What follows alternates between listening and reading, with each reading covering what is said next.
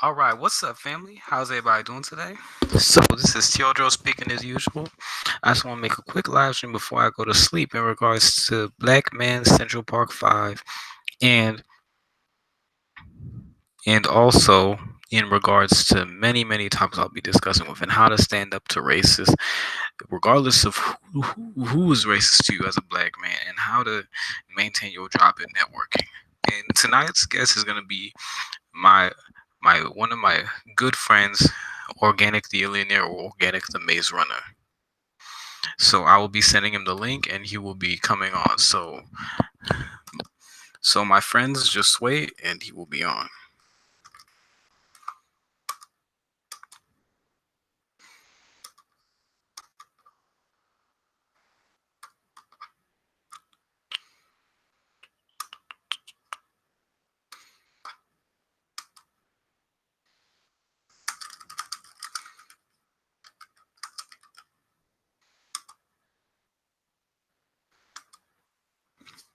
All right, press one if y'all can hear me. By the way, this is just a quick live stream. It won't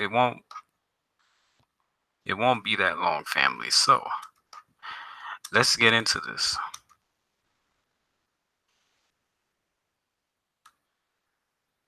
I want to see the comment section real quick.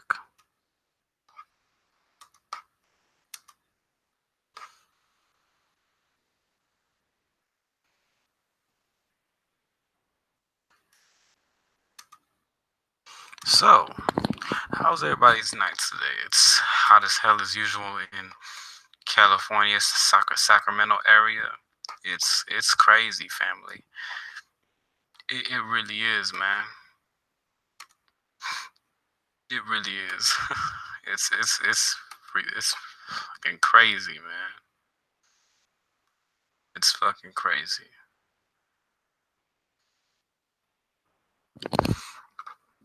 So I'll be waiting for my guest, and we will get into this.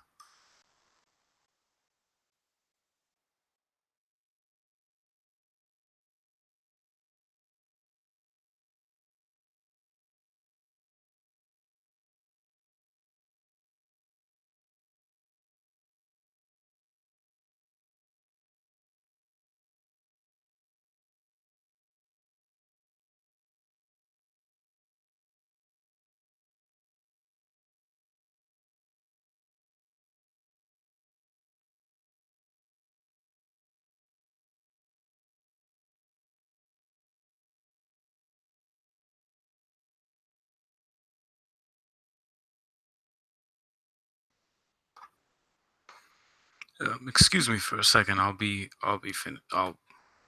continue in a bit.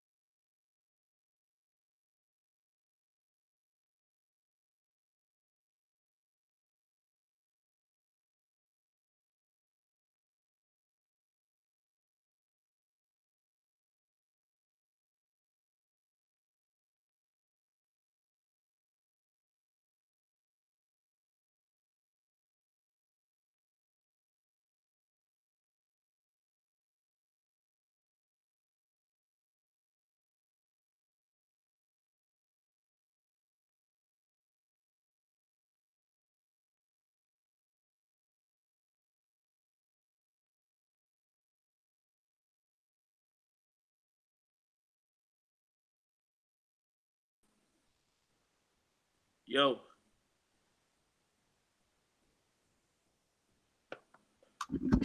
All right. Hey, can you hear me? organic. What's up, man? How you doing? Can you hear me? Yeah, I could hear you, man. How you? Okay, cool. Hey, good in yourself? Hey, organic. Yeah, What's up, man? How you doing? good in yourself. I can't really hear you. Yeah, I Turn can it. hear you, man. No, I Okay, can't. Okay, can there you you go. can you hear me now, man? My bad, bro. There you go. All right, that's good, man. Let me Yeah. send a link. Let me get the link to the. Are you live? Okay, let me grab the link. Okay, so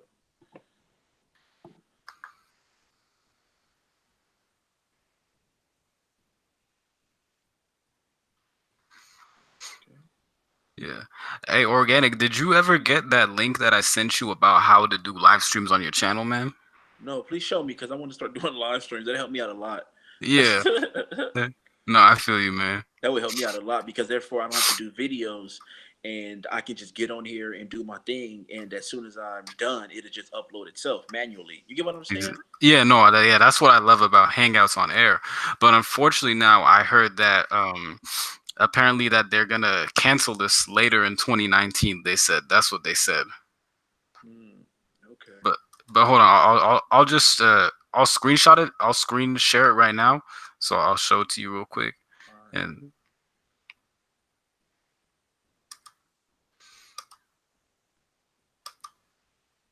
all right, can you see it?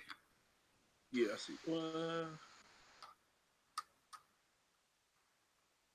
Hangouts on Air, No, I can't see YouTube. it. Oh yeah, there we go. There we go. Okay, I Okay, see it. yeah, man. What was I gonna say? Hold on, let me hold on, let me get this.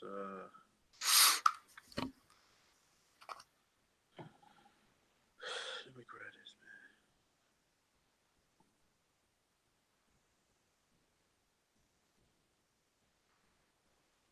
man. Yeah, and then I'll send you the link for it right now as well. All right. All right. So what do you want to discuss first, man?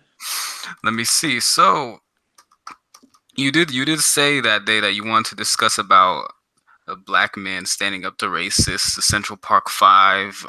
Let me see, what else did you say? You said about networking as well.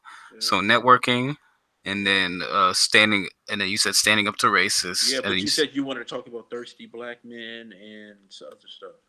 yeah. That Yeah, we that we too, can bro. talk about whatever you want to talk about, bro. You go ahead and you can lead the conversation because I always Okay, I always lead conversation. So it's more because I'm going to send people over to your channel, so it's more pretty much for you, man. So whatever like you go off, man. I don't. This is pretty much yeah, your channel, and you just like whatever you want to discuss. I'll go on with the flow. You get okay. what I'm saying? All Yeah, right. no, no, So no, I get what you mean. So I think the first thing we'll discuss about is networking for black men. So, what's your thoughts about black men networking? hold on one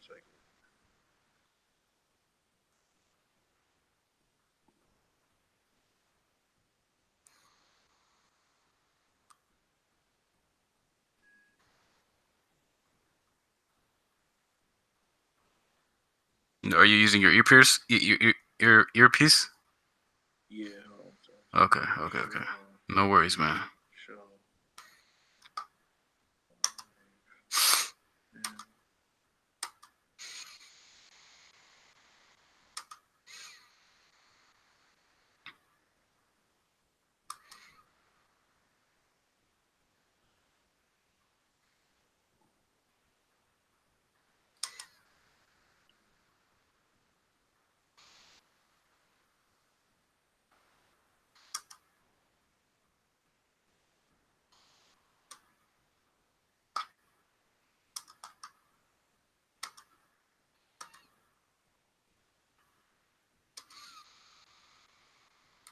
Did you get it, man? Yeah. One second. Okay, that's good, man.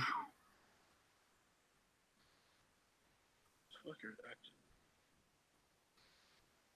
Oh, you just sent me an email. Yeah, Yeah. No, but I was asking if you can hear me and stuff, right? Cause yeah, I like it can was. hear you. Okay, that's good, man. So let's talk first about networking for black Okay. men. Okay, so what advice would you give to a young black male in regards to networking?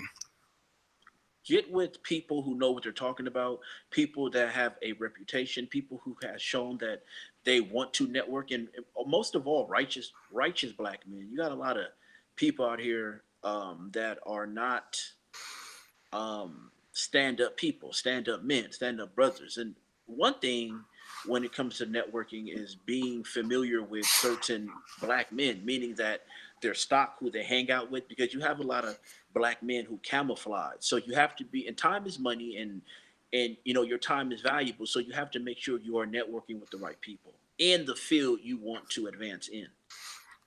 No, that's completely honest. To be honest Because with you. as you can see on black media, black men don't really get along. There has been a lot of fighting going back and forth. So Yeah.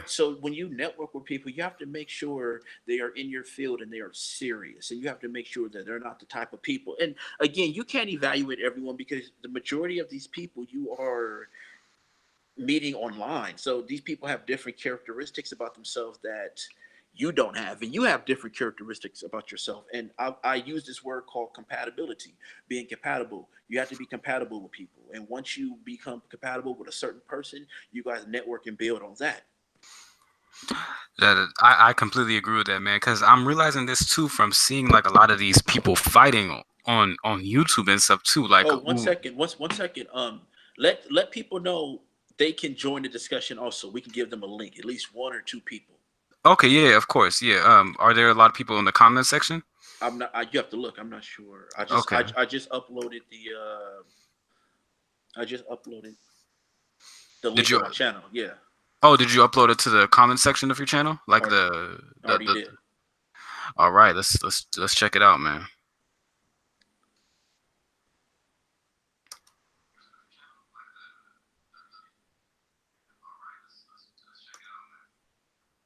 What did you wait? Did you upload it to the community section, or did you No, upload it to? it's right on my channel. So you already have people in your comment section. Oh, okay, okay, all right. But if Let's. they want to join in on the discussion, they can. At least no more than two people. Yeah, I know, cause I don't want it like you've watched O'Shea Duke Jackson's videos, right? No, not really. No, but he brings on like 10 people on there. Oh, Yeah. yeah. Okay, Yeah. so it's Xavier Brown. I'll ask him too if he wants to go on live. Well, Xavier Brown, yo.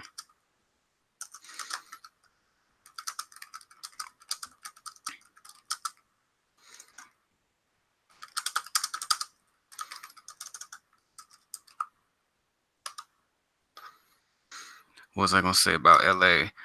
Hey, how crazy is it in LA, man? I've been hearing a lot about in Long Beach and LA. Is it still going crazy, man, with the sureños and the skinheads and stuff, or is it dying down? I'm not sure, man. I don't really because I don't live in inner LA. You get what I'm saying? So I don't really know. All I know is, and you have to understand something. There's so much going on, man. I mean, it's so much going on. You can't really focus on one thing anymore. So people are going to have to protect themselves. Yeah, no. That's where it boils down to. Like one thing is doing a YouTube video and getting the word out or whatever, and another thing is actually protecting yourself. And people are stuck in la la land. And if you are slipping, you will get got in this era. Period, man. And it's it is what it is. Yeah, I know. It's survival. It's survival of the fittest, to be honest, fam. Right. And what was I gonna say? Is there a spillover in? Do you live in LA County or do you live like in? Yes, LA County. Yeah. Okay, LA County. Okay, so in LA County, is there a spillover with Long Beach and LA? Like, is the racial tensions over there the same in the suburbs too? I'm like, see, I'm in a position where I don't. If okay, so if I'm talking about me personally, no, I don't really have race issues. Of course, you're gonna be around people that may not like you because of your character and or your skin color. But once you get into the working field, that kind of leaves. So there's a lot of things I don't know unless I read it in the newspaper. Now, in my like where I live, no, it's none of that. Okay, that's good, Yeah, man. but well, I haven't experienced it. I'll tell you that much. But the thing is that I deal with people on a transaction basis, meaning that I don't really deal with people. So if they were racist, I wouldn't know. You get what I'm saying? Because I don't, Yeah. you know, what I'm saying, I don't deal with people like that. So if they were, I wouldn't know. Yeah, no, that's the same with me too. Like with some people, I wouldn't know, and some people I can know. You know, it just depends. You know, Right, right, like with going to school and stuff too. And then the thing about school is a lot of people are politically correct, so you won't even know until like you have a conversation with them or something. You know. right. Yeah, but I feel like what about when you were growing up though? That's the thing. Were there problems you were growing up in Yeah, L.A.? yeah. As a matter of fact, I have a recorded phone conversation I had with my best friend, and we talked about it. And I recorded it. And I didn't even mean to record it. I had it on record, and I said, "What is this?" I recorded it, and I listened. I said, "Oh, I recorded that whole conversation, but we talked about that growing up. Yeah, that's a part of growing up. You fighting people. That's just a part of growing up. But as you get older, you grow out of that stuff." Yeah, well, for the most part, I mean, there's still some immature ass people, to be honest. Right. Yeah, what was I gonna say about it? Okay, let's see. What else do we want to talk about? Okay, so what? Okay, so what do you think about like? Are you still planning on doing any videos about thirsty black men? Yeah, but well, right now it's more important stuff going on. I need Yeah, to, you know exactly. what I'm saying? So yeah, but see those videos, um, I enjoy those videos. You have a lot of black men who don't like them, but oh well. You get what I'm saying? You have a lot of things people don't like, but there are things that need to be said. And as far as the black man's sexuality, it does need to be addressed because when you look at, I mean, just look at these platforms where you have women. They talk about makeup. They talk about colorism. You always have a bunch of men in the comment section. um, I agree with you. You know, yes, ma'am. And it's like, dude, where is your manhood? Allow these women to talk about their own stuff. If you don't like it, critique it. But you have a lot of black men who feel like they have to be around women to show their masculinity or show that they like women. So they overdo it, which has created the simp and the thirsty black male. The single Hmm. mother also, not just that, but there's many different factors that go into the thirsty black male. The single mother also, And but also, I believe the porn industry too, as well. I what do you think mean? because I think that created the thirsty black male image too. You get what I mean? The thirsty and the simp black male. If you think about it. Go ahead, elaborate on Okay. it. Okay, so the way how I feel is because most of these like those those pornographic images of black men and white women and stuff, it's more related to like these guys that these white husbands find and they end up saying, "Oh, hey, this is my wife. You can go smash her, whatever." And I think that's perpetuating that stereotype as well. You know, like the thing with the cucks and stuff. Remember? Correct. Um. Yeah. Well, okay. So I am. I. Listen. I go places where you have people stereotype you. I go places and I was at a place yesterday, Sunday, where you have insecure white men, insecure Hispanic men, and they feel like you are able to take their women from them. And Mm-hmm. you could just see how they act. Yeah. It's real effeminate. They're staring at you too much, and you can actually be minding your own business. And so I do believe porn has played a role in that because porn has shown the black man as this dominant um fuck buddy. You get Yeah. excuse my language. Yeah, yeah. No, no. Just That. this just this human being that will fuck the shit out you, right? Yeah. So women, and it's intimidating to women, right? And so they not kind of, but they like it. And so men see you, and if they are indulging in that type of stereotype, which a lot of them are, like you have a lot of Mexican men on social media who they sit up and talk about black men penises all day. I know you've seen the videos. Yeah. So those stereotypes lead them to harass black men, stare at black men, and just be simply jealous of the black man. Mm-hmm. No, hey, no, that is so true. Like, it's crazy, and I think even like Twitter and all those other social media platforms even played a bigger role, because now like people can watch it on their phones and shit, and like watch it like on the go, you know? Yeah, of course. Yeah, Yeah, like for example, like and then I think most of them, like if the only interaction they have with black men is through that industry and through that lens, they I think most of them will just see us as like animals or bulls or whatever they call it, you know? correct. I mean, Yeah. people. You have people that are and were raised to hate black people. Like you can't get around that shit. So it is what it is. You got to take the good with the bad. You can't keep complaining about it, and you can't. I mean, listen, man. There's stereotypes, but there are people who fit those stereotypes. There's stereotypes about black people that there are a segment of black people that fit that stereotype, and it is Mhm. what it is. You may not fit that stereotype as an individual, Mhm. but you have people who have, not just people, men of other races, they have very, very low self-esteem around black men. I see it all the time, man. And a lot of that may have to do with porn, Mhm. the black man's dominant image in that field. And so Yeah. when they see you, they see masculinity, they see sexuality, and they feel like, I mean, you have a lot of men out here that are insecure, man, and unless you see it, you're not gonna understand it. You hear people talk Mhm. about it, you're like, when you're around insecure men, you know it. You just Yeah. you can pick it up like that.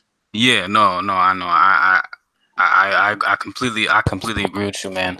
But and then they don't even realize, oh, the dudes that are so called insecure. I mean, the black dude in that industry, he's called like racial slurs by the female. You get what I mean?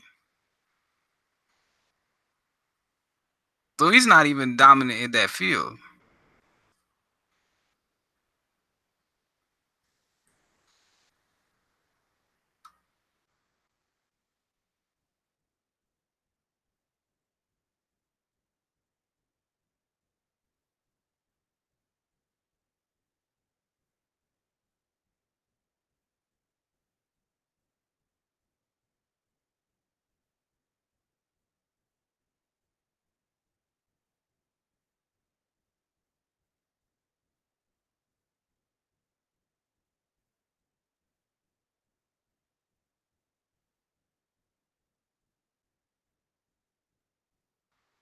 Hmm. Organic, can you hear me?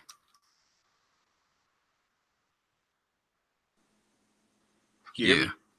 yeah, I could hear you, man. It was just muted for a second, man. Is everything okay? Yeah, everything good.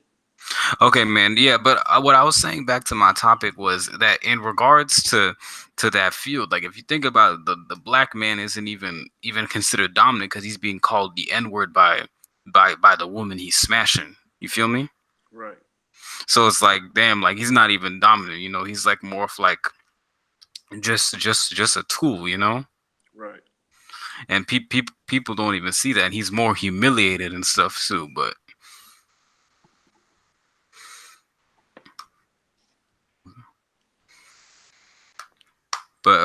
go ahead, man. What are you gonna say? No, I agree with you. Yeah. But And people. but you're always gonna have people that play those roles, and I agree with you. It's a bad look, but Hmm. depending on people lifestyle and where they are at life or in life, they may take that role even though it's degrading. Yeah, no, no, I agree. Yeah, some people end up having to do things that they don't want to do, and it's unfortunate, but that's the way it is, man. What was I gonna say though? I lost my train of. Hold on. And listen, tell them anyone wants to jump in, they're more than welcome. But Yeah. the people like we know get first dibs. Okay. All right. So, Jakob, Israel If someone 101. wants to join the conversation, they're more than welcome. Yeah. Like No. No. no more than like two people. Well, I guess three. It doesn't matter. Yeah. No. No. I feel you, man. I'm gonna. Yeah. I just invited somebody. Hold on. What's his? Hold on.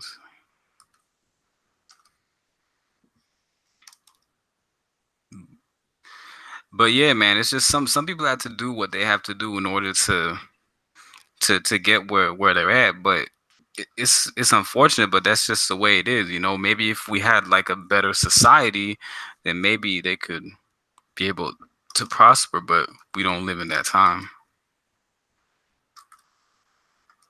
Hold on, damn. Why? Hold on. What's going on? Why is he? Oh, you're sending a link out, huh? Yeah, yeah, no, no, yeah, yeah, no. I'm sending that link out. To be honest, and you know what I realized though, some people when they come to US, they don't realize like how thirsty people are in the US as a whole. Like until like they live out here. You get what I mean? Yeah, it's not just thirsty black men; it's thirsty American citizens. We this is Yeah. a sex-driven society. No, Period. yeah.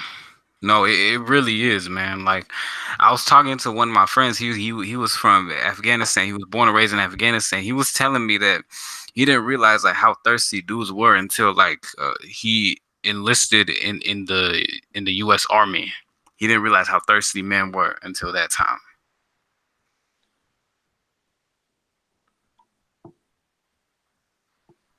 Oh, can you hear me, organic? Yeah, I can hear you.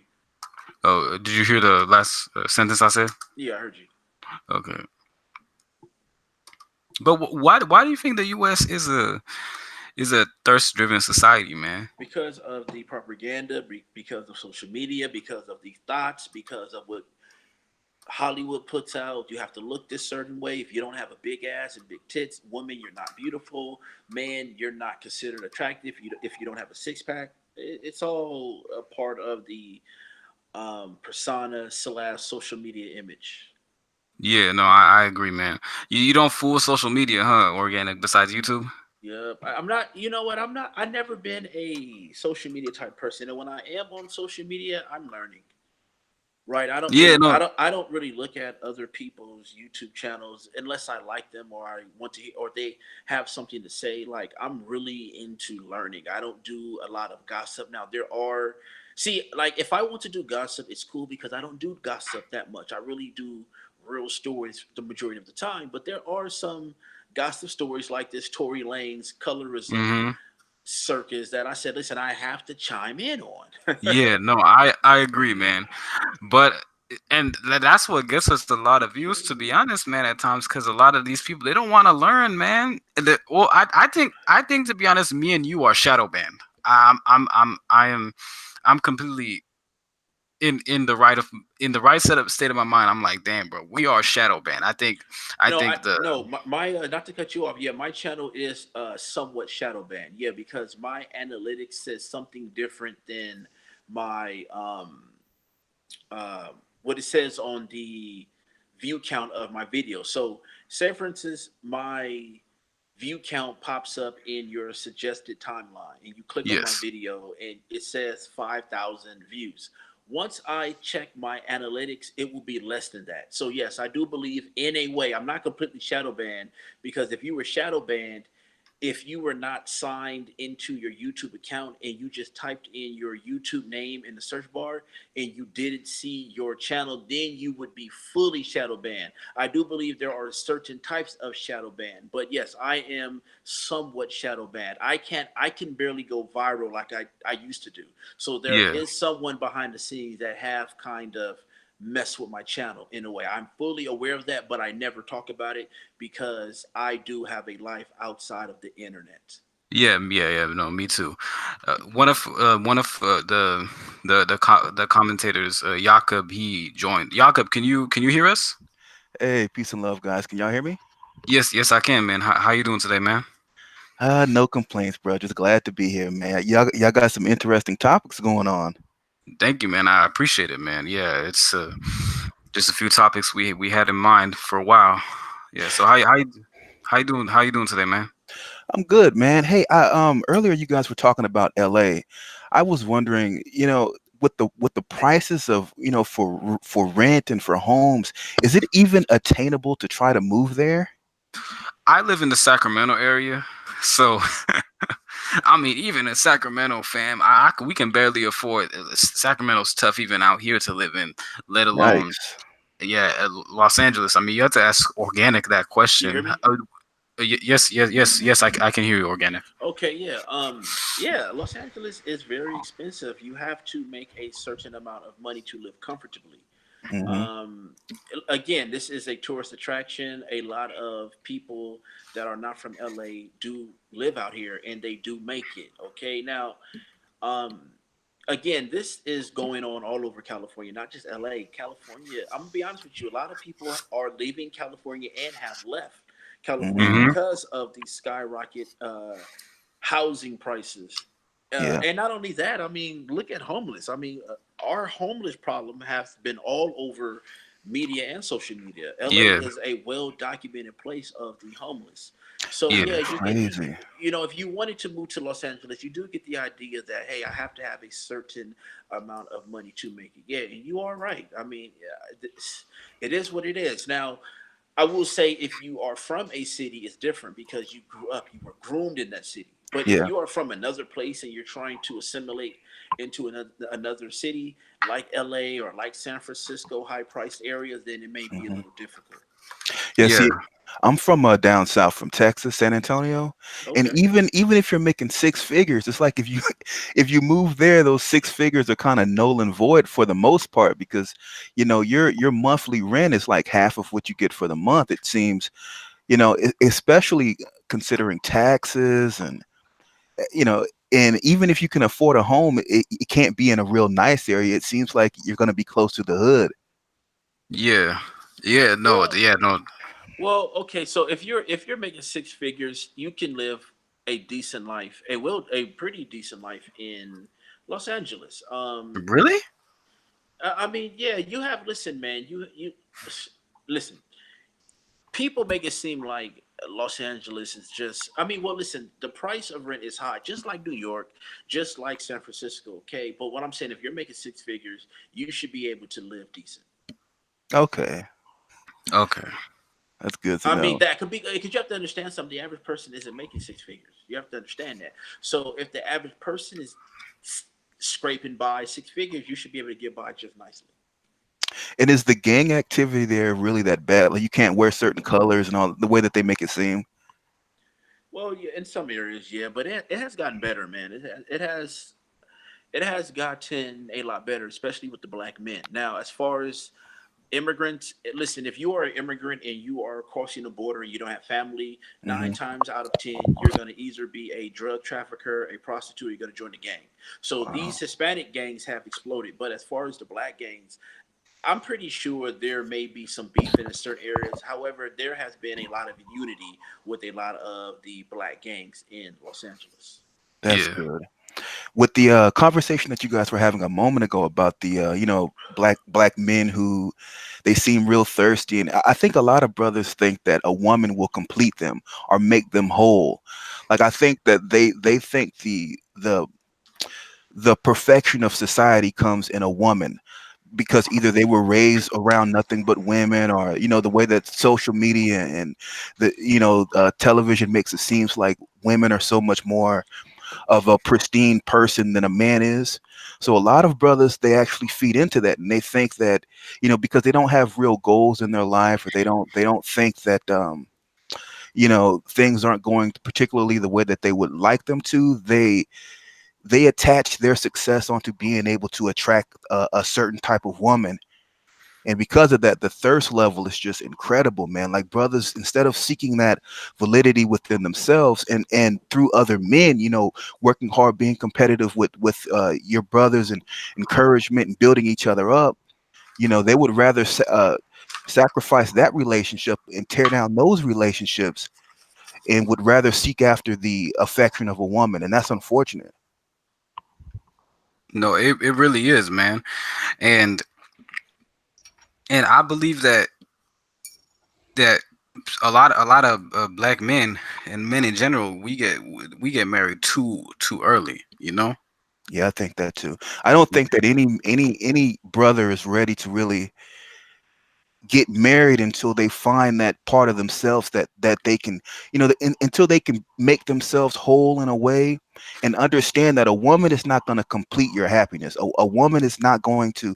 You're not going to get a woman one night and then now all of a sudden all of your problems are resolved. There may be things in yourself that you need to fix. You got to get your priorities right and really aim for what you want out of life. And then later on, if you decide that what you want as a woman, that's fine. But I think that we have to stop seeking completion and some sort of resolve through women, because a lot of times that's our downfall, and it ends up hurting us in the long run. No, I completely agree, man.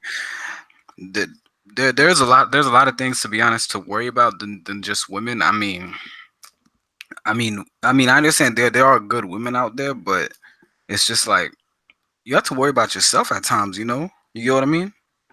See, this generation isn't dating as much. A lot of people, especially, you know what? I'm not going to speak on people. I'm going to speak on black men. A lot of black men are focused on their finances right now. So the dating market, it is booming, but it's not booming like people think it's booming or it should boom, because a lot like in this era we are in a social media era. So Hmm. the social media era has made a lot of people antisocial, because Hmm. you're interacting with people on Twitter, Instagram, YouTube, Facebook every day. So all day. You just at a Yeah. touch of a fingertip. So when you see people in public, you're not prone to speak to them anymore like you would if you were growing up in the 70s or 80s, when you had to actually physically go out and get a date. Yep. And I Exactly. tell you what, if you focus too hard on social media, man, it will make you think that you're not good enough for a woman. Yep. The way that social media is set up now, with all these filters and this and that, and these women going on trips. You don't know if they're funding it themselves, but they're going to these fancy places, and They have a sugar daddy. yeah, it'll make you think that you're not good enough. That's why you have to be able to see through certain BS. I often talk about this on my channel, where you have people that are from different cities in America. So let's just say if you're from Los Angeles, you're from Miami, you're from Atlanta, you're from New York, you're from San Francisco, you're in big cities and they shoot movies all the time. You're Mhm. used to actors, actresses, musicians, people that have tricks. So you can see through a lot of bullshit on social media. Right, you're Mhm. able to call it out. You say, okay, well, because I'm in a city where people act all the time, I know an actor when I see one, right? But the Yeah. average person, let's just say he's from North Dakota, he ain't been nowhere. He's Yep, easily swindled. She's easily swindled. You get what I'm saying? It's all about location, where you from, and what you know. that's right. Especially like I said, you're coming from down south or in these rural areas. Yeah, man. You may not be used to getting swindled. And, and and that's why, hold on real quick, and that's why a lot of these viral videos, they are coming from deep south, like cities. It's there's so many cameras in cities, people aren't really trying to record themselves, especially in LA. I talk about this all the time in LA. If Listen, man, if you get into a fight around LA and you pull out a camera phone, if someone pull out a camera phone on the sideline, that person just may get their camera phone stomped out, or he or she may get knocked out. People in Wow. LA, yeah, people are serious about that camcorder shit, recording things. Now you may see some videos that went viral from LA. Sure, there's exceptions everywhere, but the majority of the videos, the ignorant videos that you see on social media, a lot of them are coming out of the South. Yeah. In the second place is New York. Mm. So why do you Yeah. think New York can get away with that? That is a great question, because that is a surveillance state also. Yeah, I know, right? They do the most in New York, being, and they do it. way No, extra. yeah, knowing you being Yeah. watched.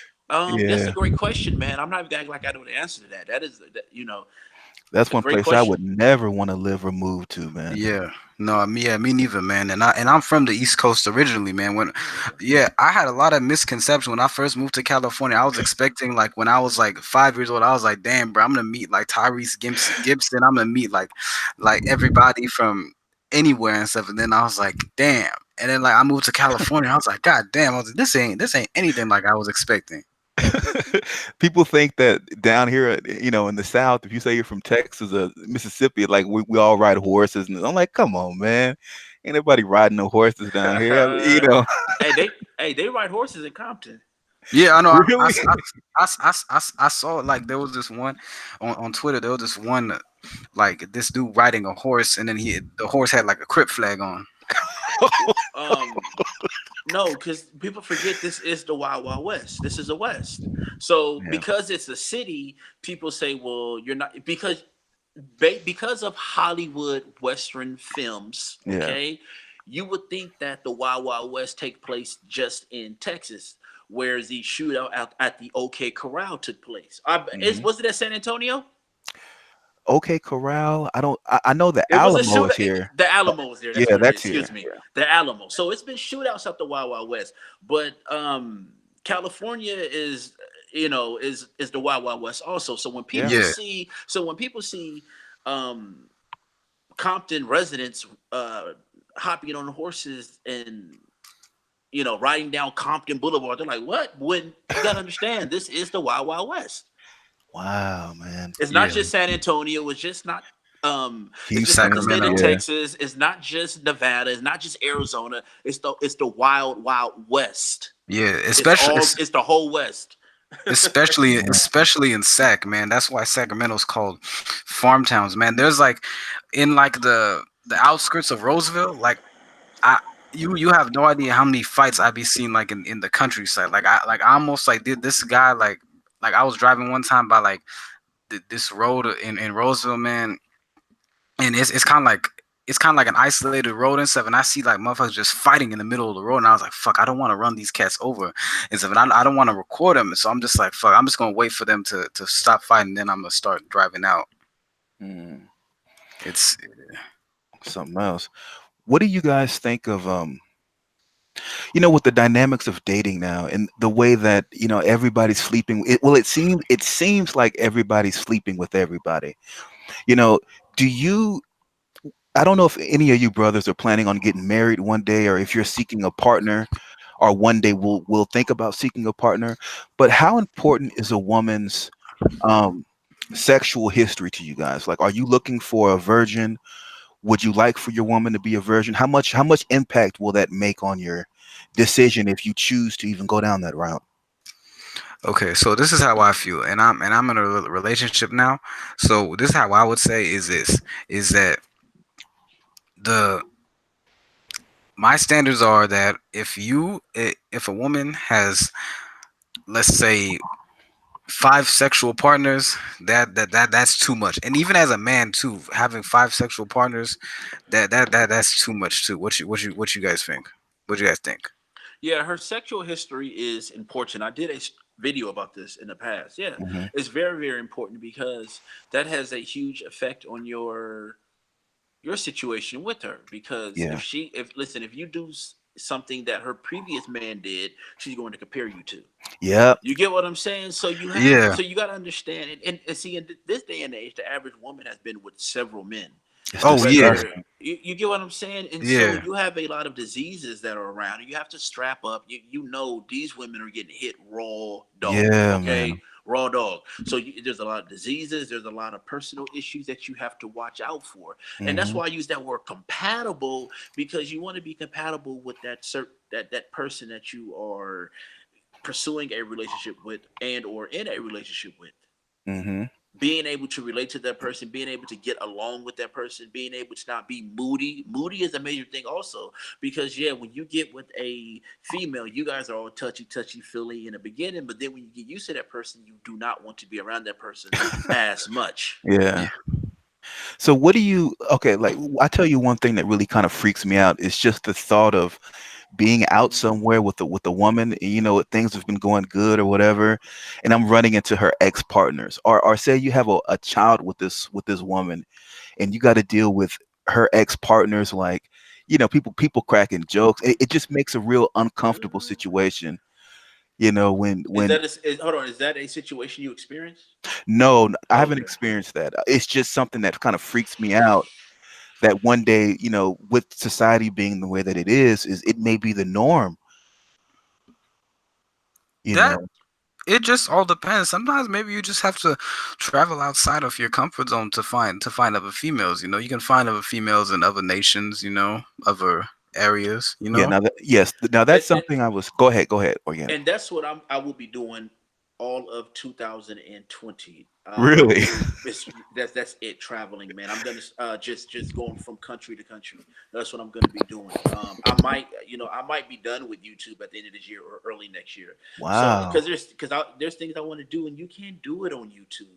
I mean, just sit. You get what I'm saying? Yeah, Yeah, I've said everything I could say. I enjoy YouTube. I enjoy meeting people. I enjoy a lot of things, but there's a big world out there, and you can't enjoy it. You only get one of these, and that's life's. that's And true. I mean, I'm gonna spend it on YouTube. I mean, come on, Yeah, man. that's true. I mean, come on, dude. yeah, And yeah, you put in a lot of work throughout the years, man. You had several yeah. channels, stuff been taken down. Yeah, I remember those days. So I mean, I don't blame you, bro. And I bet if you ever do check back in, people will still be talking about the same things, depending on Yeah. how much more time we got. Uh, Colorism, yeah, clout chasing. That's what I wanted to ask you guys about. What do you guys think about this clout chasing era we are in? I hate it, man. I can't stand it. But it's funny though how the way how to chase clout is you have to be ass naked to get clout. If you I, think about it, you have to sell yourself a lot. give me a definition of clout chasing. Do you mean like just doing anything for views and clicks, or? Yeah, listen. Before I got on live stream, I was Mhm, in the process of doing another video, and it was on colorism. Okay, now I'm like halfway done with it. So when I'm done with the live stream, I'll go back and I'll finish it up, mhm, and then I'll upload it. But the theme of it was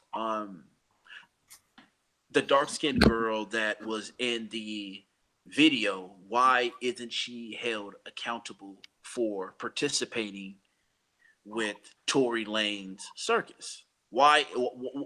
And I said, listen, it's more lucrative to blame, financially lucrative for them to, and who I mean by them, the colorism crybabies, to blame mhm, the black men for doing things, right?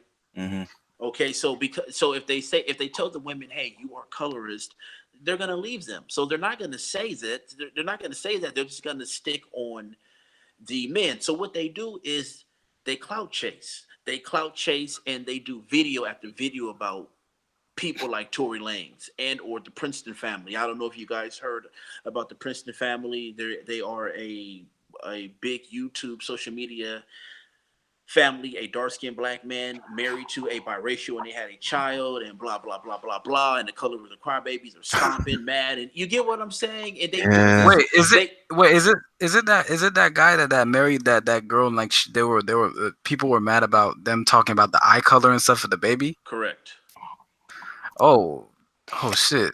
Okay, Yeah. Yeah, okay. so yeah, correct, exactly. So Mhm, we are in an era where everyone is clout chasing, and see, I even mentioned this in my video, and I personally believe when I said this, it was brilliant and it was spot on, meaning that when you have smaller YouTubers, and they make a video about a bigger YouTuber. What do they call it? They call it clout chasing, right? So let's mm, say if you only have 5 subscribers and you have a problem with a YouTuber, a content creator that has 50,000 subscribers, they're gonna say, "Hey, you made that video because you did it for views." Now, what do you say? What do you say when you have someone that has 85,000 subscribers and or 100,000 subscribers, and they are making videos to the Princeton family, which has 2 million subscribers, 2.3 million? Do you call that clout chasing also? Yes. Okay, so why see, not only that, I'm going off, why only that, why are the clout chasers cherry picking? Why is it that if you have 1 subscriber and you make a video about someone that has 100,000, you're clout chasing, but the person who has 100,000 subscribers making a video about the Princeton family who has 3 million subscribers or more, that's not clout chasing, that's just calling out colorism. honestly, what it seems like is just a scapegoat, man. Like people will just throw that out there to kind of get whatever light that's on them off of them. Because when it all boils down, everybody's making videos on whatever is popular or trendy at the moment. Whether that's this YouTuber that has 80,000 or a YouTuber that has a million, or or Master P, or whoever they're making a video on. It's something that's interesting at the moment. It's something that's going to catch the eyes and the thoughts of the people, the audience that you're trying to get your message across to. I think people, they just want to point the finger and kind of say, why is this guy making a video about me? Because I don't like the message, so they're clout chasing. It's always going to be something. People just like, I there was panels that I sat on where people were always making videos about Tommy Sotomayor. And Oh I was, yeah. yeah, I was like, they were, this is such an issue, blah, blah, blah, blah, blah, blah. And I was like, okay, I can understand that you may not like his message, but after a while, what's the point of continuing on saying this? All you're doing is you're drawing, you're making your, basically what you're doing is you're reacting no matter what that other person is doing, like Tommy or whatever those guys are doing. Your content revolves around their content now, because you're not making any independent thoughts. Like, you're not doing any independent art or creation. Your creations are coming behind what that other individual is doing. And why have a channel based off of that? I think everybody should be able to bring something, artistic or something of them to the table, and not just be, well, Tommy said this today, so let me just make it's my 158th video about what Tommy says. I don't think that's getting anything accomplished. If you have a message, and I try to tell people, explain what your message is. Why always harp on what another person is doing? If your message is true and right, then the people that need to hear it will hear it. There's no point in always backdooring what this other person is doing, and I'm going to trash them. And like, what's the point in that at the end of the day? Yeah, no, no, I completely agree, man. And I think a lot of people are just obsessed with Tommy Sotomayor. I think a lot of people are just like obsessed with him. Do you think so? Yeah. People have a weird obsession with him? Yeah, I mean, a lot of it, I think that he kind of to a point. He brings it on himself to a point, Yeah, just because, you know, being a he's black very man, aggressive. there's certain things that after a while in life, you kind of understand. You understand that if you say certain things, you push certain, if you push certain buttons, a crowd is going to respond to that. Now, Hmm. you're going to get the people who like your message, and you're going to get the people who don't like your message. The people who don't like your message are always going to be on your heel. So because that message is so radical, he's constant, that's just what it's kind of what he signed up for. If all your messages around is we all know what it's around. And I'm not saying that there's not of course there's problems in that community. And I don't say the black community, because I wasn't raised in that. I'm not going to sit here and say that every quote unquote black person was raised in that situation. That's a certain demographic that is highlighted and is always in the news, that, it's like, it seems like we always got to make up for it or try to, placate to it. And it's unfortunate, but that's only a certain demographic of our people. Yeah, That's not all of us.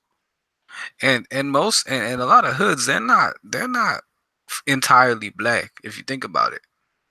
A lot of hoods. You get Oh, what I mean? possibly. Yeah, I mean, possibly. There's always poor people, and poor people, it stems across all different nationalities, and they kind of huddle them all in one place. You know, I'm not going to act like we don't do stupid things, because we do. Or, us as a people, when we're in positions where we're poor, just like any other nationality, when poor people are all huddled together in an area, you get violence, you get robberies, you get those things, because you have a lot of people who unfortunately don't have what they're desiring. They don't have any aspirations. Yes, yeah, yes, and yes, indeed, man. And go ahead, man. I didn't mean to cut you off, family. Go ahead. Oh no, that's pretty much the gist of it. I want to hear what Organic has to say about that, though. Yeah, it said he's muting right now.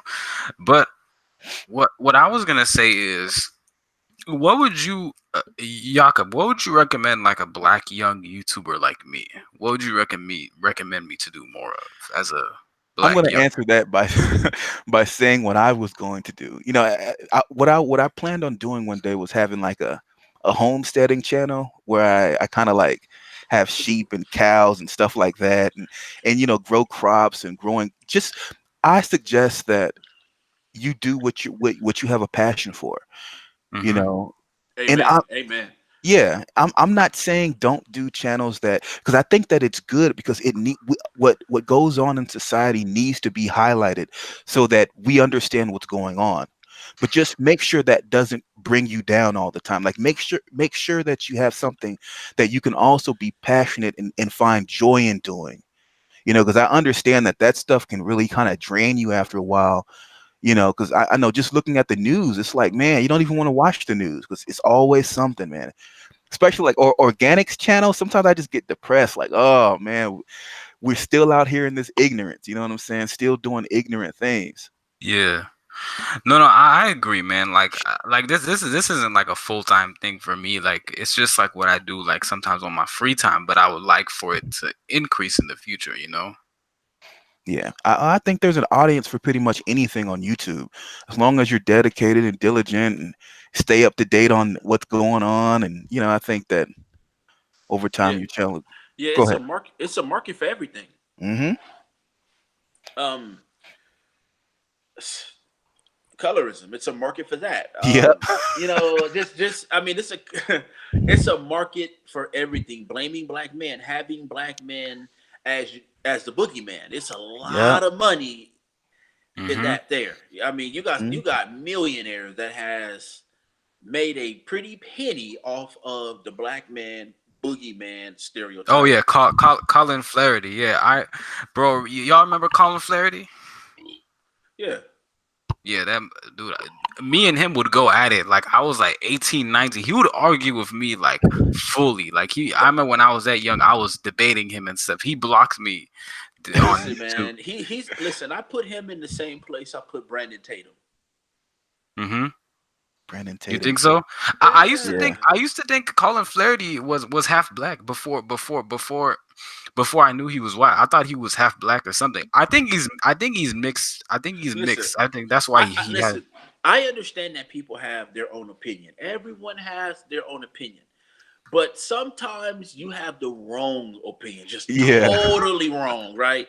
And sometimes I listen to Brandon Tatum and I'm like, dude, are you like he cannot believe this shit, right? Yeah.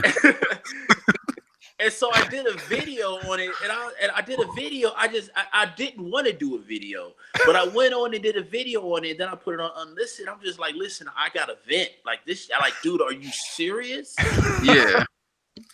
Yeah, man. I No, tell and you. see, and this is coming from a guy that loved the Constitution, Mm, loved the Bill of Rights, yeah. loved the judicial system. Right when he brought up, Brandon Tatum had the nerve to bring up Michael Brown. Okay, so you agree with the Eric Holder Justice Department on Michael Brown being a threat to that cop, endangering that cop's life. Now, I may not believe it. The public may not believe it. Black people may not believe it. Other people may believe it. However, that is what the Eric Holder at that time, a black man, Justice Department had found out. Hmm. So Hmm. you believe that part, but somehow the Central Park Five being let loose, you have I have to stand up against this. Yeah. And you scratch your head and you say, dudes, like when did you come up with this shit? And then you think like, is this dude mentally stable? I know he Uh, has a wife. Because I understand he is a war veteran, or not a no, veteran, no, a retired. he's not. He's a cop. He was a cop, Yeah, but and before then that, he was there's pictures of him dressed up as a Marine, or he was in the army in Iraq. he never served. He never served. Oh, He okay, even said okay. he was even saying I was hearing one of his like he's never served. He used to be a football player in Arizona from and he's originally from Texas and then that's what happened and he became a cop because of his out of wedlock birth son apparently something like that he was talking about on a live stream. Oh, okay. Yeah, So is he's that is he he mixed or? no Brent what his son or him Brandon Yeah. no Brandon Tatum. I don't. He's like his mom is light skinned, but I don't think he's mixed. So he has I a mean, black father then. He has like a. yeah, yeah. No, he has a black father, and he has a he has a black mother, so I mean, I don't think he's mixed. You know, Mm. Well, his son is mixed. His son is his mixed. son is mixed. Yeah. I don't know that brother to really kind of harp on him that much. What I will say though is I think that a lot of times we see these kind of results come from society where brothers, may have went to either an all black school or maybe a school that was a little segregated, and because the brother may have been a little intelligent or may have talked spoken differently, he may have been teased or maybe beat up by the other black kids, or maybe the black girls used to tease him, and maybe that built a lot of resentment in that brother, and maybe the white boys were the only one who kicked it with him, and he got a lot of positive reinforcement from white folks. So Yeah. he seems like one of those kind of brothers. He joined the military, and it was all. No, Uh, you know what? No, no, No, no, because okay, you don't think that's what? no, no. I went to school. I went to school, and I was I went to school, and I was one of the only black kids in my high school, and it was absolutely hell. It was absolutely hell for me. I ain't gonna lie, man. It was worse than going to schools in the hood, in my opinion. Really? It was terrible. Like, whoo, man. Like it was like it's not like I don't think as a black person it doesn't matter where you're at. You're gonna catch hell wherever you are. I Yeah, think. you'll catch some layers of hell, but Yeah. I think because I know me myself personally, I grew up in a school where it was we had a maybe I'd say 15% of the school was black. We had a That's lot better of than mine. Yeah, we had a lot of Mexicans and we had a lot of white folks, and uh, I was in band and stuff like we didn't really because the school was so. I don't know, man. It was down here in the South, Texas, San Antonio. It's a real cultured city, so there wasn't gang activity at the school or nothing like that. So for the most part, it was a real melting pot. That's one thing I can say about San Antonio. Yeah. What type of Hispanics did you go to school with? The light skinned ones, the dark skinned ones? Both, all of them. I went with every aspect of Hispanic. I went to school with. You had the ones who, because what's crazy about Hispanic people, man? They hate their own. It seems like when they come here, they either want to be white, they want to be black, and they don't like the ones that just come over from Mexico. It's weird. I'm like, what? Yeah, yeah, yeah. No, no, I agree. Yeah, no, I went to school with a lot of Hispanics, man, and most of my friends, because my school was Hispanic and then white and then Yeah, Southeast Asian and then Middle Eastern. So with that being said, most of the Hispanics they were either dark skinned, but they were like pure blooded black or native, or some of them were just mixed, but they were still dark skinned. And there was a few of the light skinned mixed ones too, and those motherfuckers were hateful as hell, bro. I ain't gonna lie, man. They were hateful, man. yeah. I think that because the way this country is, I think that they maybe they resent their heritage or they resent where they come from, and because of that, it's like I said, it's like they either try to fit in on the white side, they try to fit in on the black side, but they don't. You never really see any. Well, me personally, when I was going to school,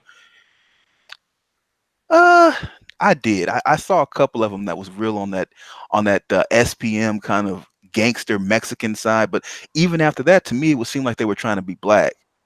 Yeah, They said the N word. Now, so it was a weird type of situation because they never really seem to be, the personification of what we think a Mexican is. It's always they're trying to be what's already there. I don't. It's they have a weird culture, man. We have a yeah, weird culture. I mean, I believe our culture is more weird than anyone's. It's super Yeah, weird. It's hmm awkward. I mean, anytime, listen, man. yeah, Anytime you walking around with a white person and you're trying to make a black person jealous, we have a weird culture. yeah. That's weird. That's weird. Yeah, you Like mean like what you see a lot of sisters doing on YouTube? on YouTube or in person, like they act like they stopped making white people when they got one. You get what I'm saying? Yeah, It's man. it's it's like anytime when you go that low, it's like your culture is pretty much not even there. When anytime when you are to the point where you would walk around, I mean, listen, if you're gonna date interracially, I don't have a problem with it. Do your thing. What I'm saying is Yeah, the fact that you think that person is better because of their skin color. That's weird. Okay, and based and because of what you and your people been through, and you would throw that or try to throw that in another black person face, and that worked with some people, but then there are others like myself that doesn't work. I see through that, and see, I'm to the point now where if I were to see even when I see brothers with white girls and Hispanic girls, I don't look, I don't care. Yeah. You get what I'm saying? Hmm. Like, but I know when maybe in their mind they think I care because they want you to care. Like, Yeah, I feel Yeah. I don't give a shit. You know, I like, yeah, it you just know, seems sad, man. And honestly, like I wouldn't want to live in that world, like the world that they have to live in. I don't know, it just seems odd, man, to have to, when you're a black man, like, coming from that perspective as a brother, right? It seems strange to have to kind of delve into that on that level, like because that's intimate, you know what I'm saying? right, And I know, knowing history of what we had to go through as a people to have to, I don't know, it just seems so strange, man, to have to delve into that type of lifestyle where now I got to be around her parents and her parents' parents and her uncles and aunties and have to go to their functions and stuff. I don't want to do that, honestly. You know what I'm saying? I don't feel comfortable.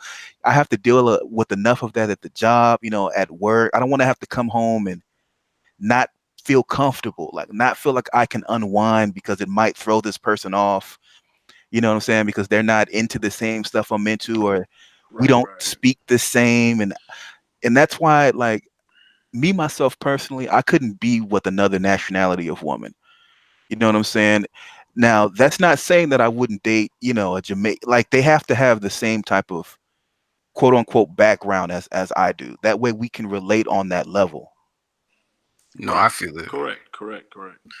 That, I mean, that's normal. The average, I mean, listen, except black people, the average people within the same culture, they date and marry each other. Now, Hmm. black Americans, I won't even say black Americans. I would just say black people globally. It's like a badge of honor to date interracially. I mean, listen, if that's what you want to do, if that's your preference, I mean, do your thing. But my issue is trying to put our partner, our significant other, in other black people's face. And Yeah, again, that works with some black people and some black people who do know the truth. It doesn't work. So that's my problem right there. Like yeah, trying to flaunt this person, and they don't try to flaunt you. You don't see people of other ethnicities flooding black, flaunting. Excuse me, not fronting, flaunting black people to their family members. You don't. You get what I'm Yeah. saying? Like, yeah, Yeah. yeah, they don't No. do No. that. I They just know. say, "Hey, this is my friend," or "This is my girlfriend," "This is my boyfriend." When black people get a white person or a Asian or Hispanic, listen, they want to go to the car lot and get a drop top and drive around town with these people, being seen with these people. It's like a badge of honor. mm. And to me, that's so off-putting, man. Like with me, it would seem like kind of like the almost the opposite now, just because of all the history that I know and all. Like to me, it's almost like I said, it's almost inverted. Like I would feel off to even go down that route when there's so many. If I was going to get married or get into that type of situation, man, that's something that wouldn't work for me. Do you think that's what that guy Brandon Tatum does? I think I've seen him say a lot of things about black women and stuff, and I don't think it's appropriate. I think that if you're dating interracially, like you shouldn't talk shit about anybody. Period. Maybe you can critique some individuals, yeah, but I mean, I think you should see people as individuals. Like for me, like I just like this is how I feel like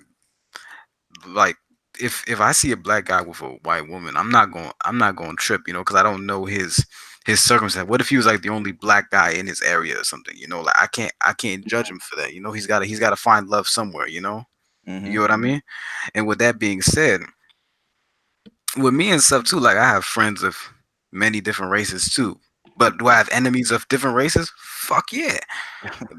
But what I'm saying is this. So hold on, let me finish. Is that I just treat people as individuals. Like if I'm not gonna flaunt them, I'm not gonna gas them up like they're gods or whatever. You get what I mean? You Well, here's understand? another thing, and it's kind of based off what you said about finding love. I think brothers we gotta come to a point where we're able to find that love inside of ourselves, man, because we get into a lot of issues going out into the world trying to find love. Love is something that you got to have within you. You know, you got to be able to look yourself in the mirror and love who you are, love what you're doing with your life, you know, love how you're growing, love the knowledge that you're getting, you know, and love what you're doing. Because if you don't have that, man, any love that you try to find outside of that is mostly false, because you haven't discovered that love within you yet. You know, and I think that we have to take time out and do that first. That way we don't bring other people into our problems and situations and feelings of being inadequate and all those different types of things.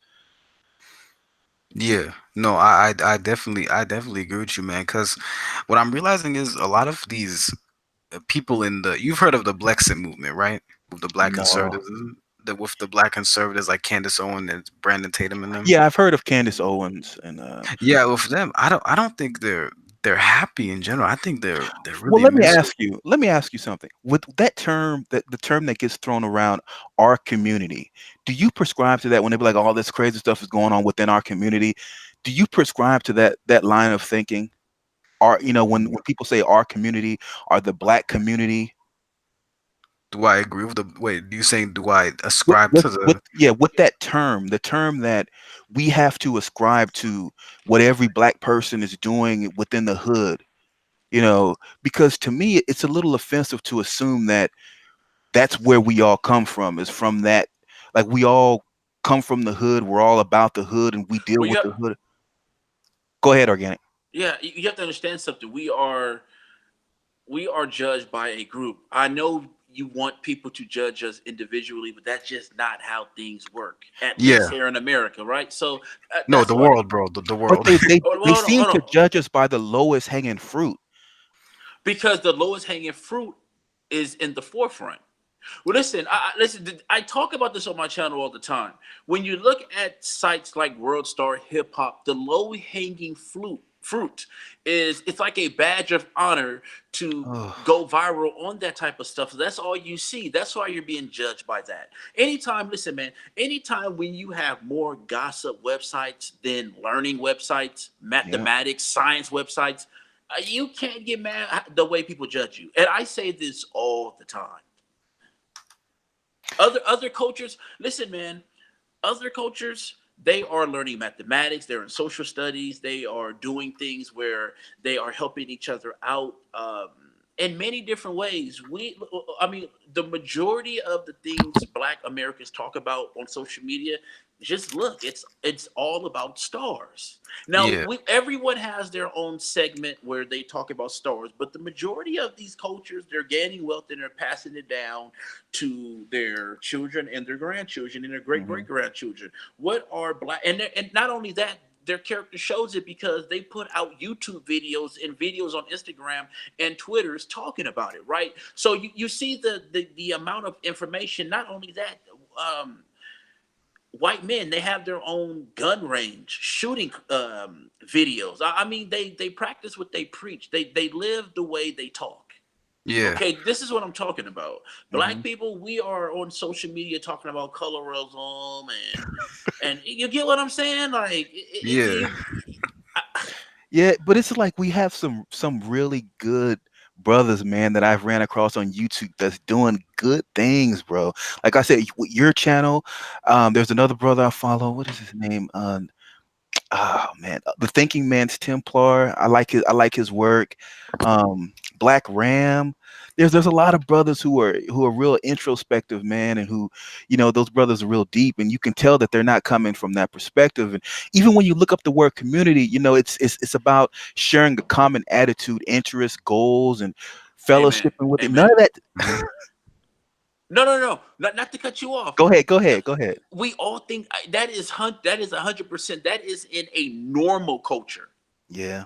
You get what I'm saying? That's in this. We are in a abnormal culture. Black Americans are just. We have a huge mental illness problem in our culture that we just don't want to address. We want to overlook it, right? Hmm. But when you go into downtown areas of these big cities, you see it, and many people overlook it. Is Yeah. listen, man. Period, man. It's where you put your priorities first. When you Yeah. look at Asian cultures, and even down to their foods, what do they drink? A lot of tea. They're relaxing. They're meditating. The way they look is the way they live. That's why they live Hmm. a long life. You see these old Chinese people that are still running a turkey based shop or something. They make duck or some shit in Chinatown. They're like 90 years old, getting around like they're 70 Yeah, it's amazing. because they live the life. They listen. They talk the life they lived, or Hmm. vice versa. They live that life. They saying, hey, because of their culture. Not only that, their culture. Our culture. When you look at cuisine, food, it's Southern food. It's fried chicken. It's chitlins, and you get what I'm saying. Yeah. And it's not a dig. It's just that it's your culture trait. Yeah. Yeah. And honestly, it comes from not having no real culture, having to kind of make it up on the fly, and then it just kind of becomes tradition. Yeah. No, I agree, man. But at the same time, though, man, like not, but we can't put all Southern culture, Black Southern culture, into one category. Same with the whole Black community thing. It differs per each state. The South is a huge ass region. You guys get what I mean? Well, you know what disturbs me, bro, is that white folks will judge us based off of those low hanging fruit, right? But at the same time, they will work with us type brothers in the office every day. They'll deal with us just in their day to day because we may live around them or we may be in situations or circumstances where we're making the same amount of money and this and that. Instead of judging us by those interactions, and they've worked with us for years, so they understand that there's a difference between what they're seeing on World Star, what they're seeing on YouTube, to what they deal with in real life. Like most white people don't even deal with that element of quote unquote black society or black culture. Yeah. Let me answer that for you. Go ahead. Let me answer that for you. You listen. There's always a exception to the rule. The average person that is not black, and the reason I say that is because I do believe integration has made black people relaxed. We Hmm. allow people to come into our spaces and just take over. Okay. Yeah. So what I'm saying is a lot of cultures are um, tribal. So of course they're going to look at you as an outsider. Of course they're going to look at what's negative. A lot of these people are in competition with you, which we should have a mind frame of being in competition with these other people also. So anytime you're in competition with someone, you think what less of them. It's just a human trait, and Yeah. because those people are out to compete and we're out to just make friends, it's not adding up. So yeah, Yeah. they may look at World Star Hip Hop and say, or just sites or the news, the media, and say, well, these people are crazy. I was raised to not like these people, but what I've heard and what I've seen about these people, I agree based off their actions. But Hmm. when they're in the workplace with you and you act proper, they may not like you. They still may not like you. Exactly. However, you're just acceptable because you're not what they're used to seeing. Doesn't Yeah. Exactly. mean they like you. See, let me explain something. I work around white people. I work around people who will smile in your face and they really don't like you. White people do this shit really well. Cough, cough, you Yeah. liberals. you would man, they will have a conversation with you. They at Christmas time, they will give you presents. And I don't celebrate American Me holidays, but neither. you have jobs where it's Christmas party, and white people, they are so in American holidays. It's Christmas time, and you got the lady in the front desk with Yeah. her shoes and her bells on, and the reindeer and the little and all Yeah. the candy at the front desk, right? So those type of people, yeah, they're nice, but they still won't deal with you. They know how to put on that face. That's why black Yeah. people have the repetition of just being real, just telling you if we don't like you, we'll let you know. White people are opposite of that. They wouldn't. They Hmm. they cannot like you and still help you. Yeah, Exactly. that's true. Yeah, and what made me in going to what Organic said, what made me become actually more of a nationalist and woke me up was actually going to school with other groups of people. I think that will really red pill or really wake up a lot of black men. Don't you think? Like it will really make them more nationalists and more proud of themselves and more like stand up. Don't you think? More I think stronger. I think brothers gotta, because I'm a Hebrew Israelite, so I always come from that perspective that a lot of brothers don't understand their culture or their history to the point where even if they did go to school with a lot of different nationalities, without having that foundation, it's kind of like you're just lost in the wind. You don't know what to really grab onto. You know, are you a Uh, Black Panther? Are you a, you know, but okay. Let's say he went to school like what I did with racial extremists. That will wake you up real fast, like oh how I yeah, did. possibly. Yeah, like shit, man. Like damn, like I wasn't expecting shit when I was like, okay, I'm gonna keep it. Like I'll just, I'll maybe if I just keep it down, like I'm nothing will happen. But then these motherfuckers approach me. They will be like, oh, what's your name? I'm like, shit, Teodros. Motherfucker, go back to half of it. They would literally say it to my face. So Right. I would have to fight them right then and there, you know. So that will woke me up, and then I read more about YouTube. You know, I talked more to like my uncles, my aunts and stuff, you know, and I learned more about my culture as a whole, you know, worldwide and stuff. And then Mm. I learned, I actually learned that actually really woke me up to actually learn Amharic. Y'all know what organic Jakob. You know the language Amharic, right? I've never heard of that language before. That is an African language. Yes, yeah. It's an African language. Yeah, that's what actually woke me into actually learning more about my culture and stuff. You Oh guys get what I wow. mean? Cause of the experiences I had and stuff, you know? Hmm. Right, right. And I tell you, since growing up down here in Texas, what's crazy is that in San Antonio, I've never really experienced nothing like that. No, no race, no, like what you just talked about in school, a group of white nationalists or anything like that. That wasn't something that I think maybe it was something about because down here in San Antonio, there's a lot of Hispanics, a lot of Mexicans. So I don't think that there was a certain point. I don't think that the white folks really went past that point. Not with them. There was too many Mexicans. So I think that they kind of had to learn to kind of Stay in get their a, lane. yeah, you know what I'm saying? Because I know a lot of us, we didn't, now we experienced some issues with those Mexicans, but not Hmm. with the white folks. Yeah.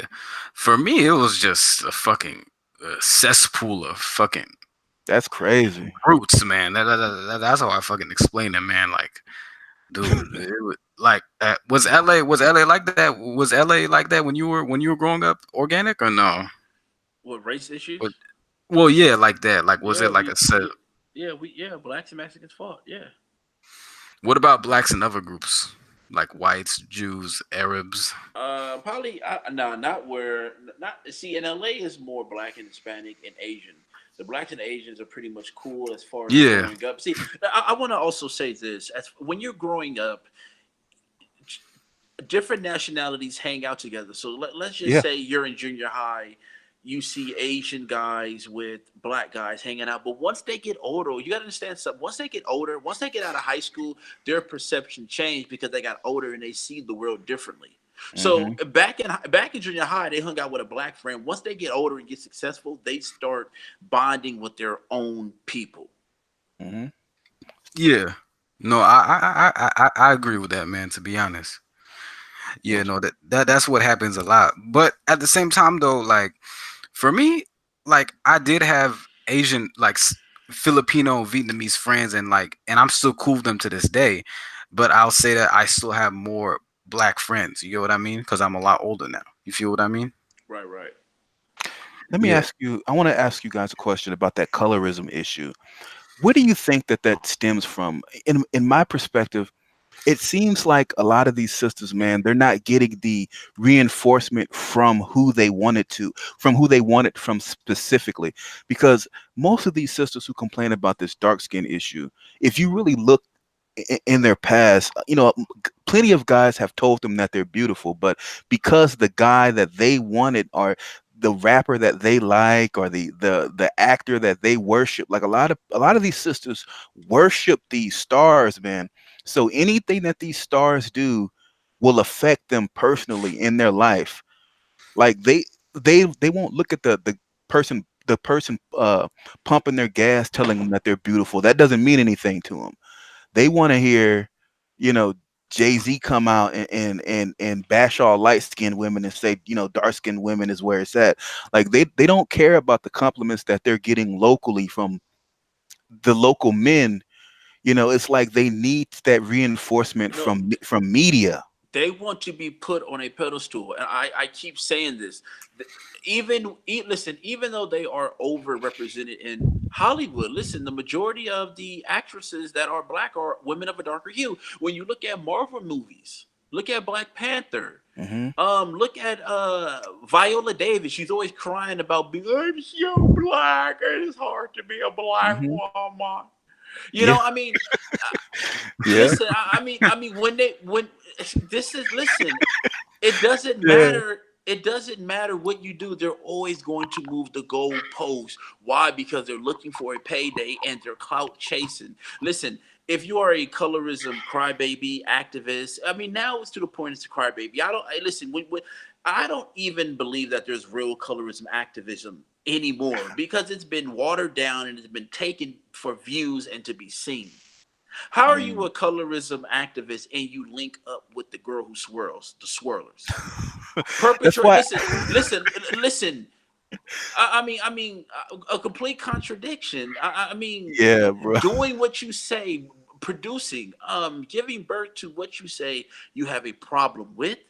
And Hmm. that's why people aren't taking them serious. They have to scream louder. They have to link up and click up with other groups to be seen and heard. That's why I don't think that it's an actual logical, physical, even a physical argument that they're having. I think that it's just some type of what is it, philosophical. I don't know what because if you it doesn't because if logically, mathematically, the formula that they're using, it doesn't make sense. Just exactly what you said, they're linking up with the girl who swirls, or they'll have light skinned women speaking up for them, or they the They people won't that hold they on. They won't call out Beyonce. Like, when are you going to call out Beyonce? yeah, When they are you going to call out Matthew Knowles? His mother, listen, his mother. I don't mean to cut you off, brother, but go ahead. I'm passionate about this. Matthew Knowles. He said, "Hey, my mama told me don't bring a nappy-headed black girl home," and that's not Mhm. addressed. That's right. I Most mean, come on, colorism is man. learned from mothers, man. Yeah. And Nobody grandmothers wants to and say grandparents. exactly. Nobody wants to say that.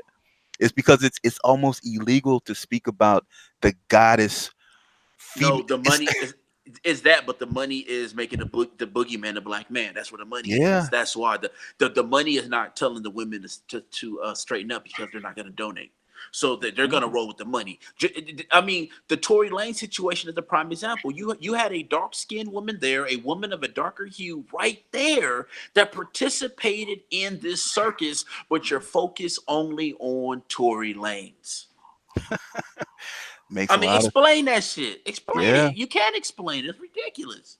Yeah, And that's that's true. why they have a hard time selling colorism. The louder they scream, the more people shut the door on them. And I think it is pretty much what you were saying too, that to a point, I think that it's just some of these some and to be on we have to be honest here, man. Some of these women are just unattractive, and it has nothing to do with the color of Amen. their skin. They're Amen. just unattractive. Their skin is bad, not because of the color, but they have bad skin, acne that they A haven't. bad attitude. Yeah, it's a lot of things that are making them unattractive that's Can't outside cook. of exactly. Nasty feet. Like, make sure your feet is clean. Oh, You have a lot of women with Barney Rubble feet. Yabba dabba do Yeah. feet. yeah, Yeah. You got women out here with some barbarian feet. Hmm. yeah, that's true, bro. And instead Feet of feet like addressing that, feet like Conan. instead of addressing those things and working on those things to fit, it's easier to, you know what? I'm not going to work on any of that. It's the man's fault. You know what I'm saying? That's the easiest thing in the world is to point the light or point the finger at the man because you don't want to work on any of the issues that you have within yourself, man. It's so easy to point the finger at everybody else, the person who you perceive to be the weakest of the element. They look at black men like we're the weakest. A lot of times black men don't even, most of us, we don't even care to a point. Like we're so used to getting the blame for everything that it's kind of like, okay, what are you gonna blame us for today? Yeah. It's like You know. the economy. There's an economic downgrade. Okay, it's our fault. Like, what the fuck, man? Yeah. It's always something with the black man. And like I said, most of the time, like I'll hear this stuff, and these women will have all these complaints about black men making single mothers and all this, and I'm like, man, most of the men I know aren't even engaging in this stuff. And Yeah. when you look at the numbers, most of these women are having sex with the same circle of men, and these men are making all these babies with all these different women, but it's the same men that are sleeping with all these different women. It's just Yeah, like it's like a handful of men that are fucking like 20,000, all of the 20,000. yeah, it's But crazy. Like yeah, go ahead. but I think some women just like, and some men too. I think, but most of them, I feel like some women just like being psychologically abused. I'm not sure. I feel like a lot of women do I deep think down. that the women just I think that they need verification so bad that they will sleep with the guy who is sleeping with her friend, or who's sleeping with all the women, because to them that's social acceptance. Like if they see this guy is popular and he has all the women, because they want that popularity, they're going to go to that guy as well, because he seems like he has it all, because there has to be some reason that all these women are sleeping and making babies with this man. So I'm gonna go do the same thing. You know what I'm saying? It's psychological, and the problem is that the black men with our heads on straight, we can't correct it without them wanting, like, without one of them or two of them, out of the millions coming and being like, okay, we messed up, could you teach us?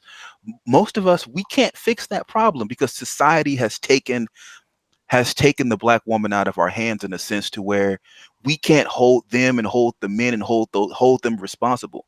We can't check that situation because we don't have the power to do so. So it's just continuing and continuing and continuing. All you can do is hopefully raise your daughter correctly as best as you can. But the way that this society is set, in those Eastern countries, they don't have to worry, they don't worry about that.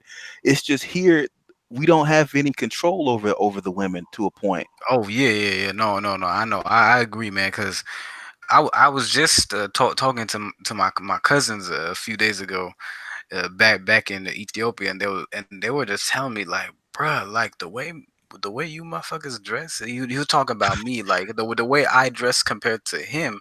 He was just saying like, damn, bro, you dress a little bit like more less conservative than me. He was saying like, damn, like all these girls now they dress like thoughts. Like I was like all over everywhere. Like he was just telling me.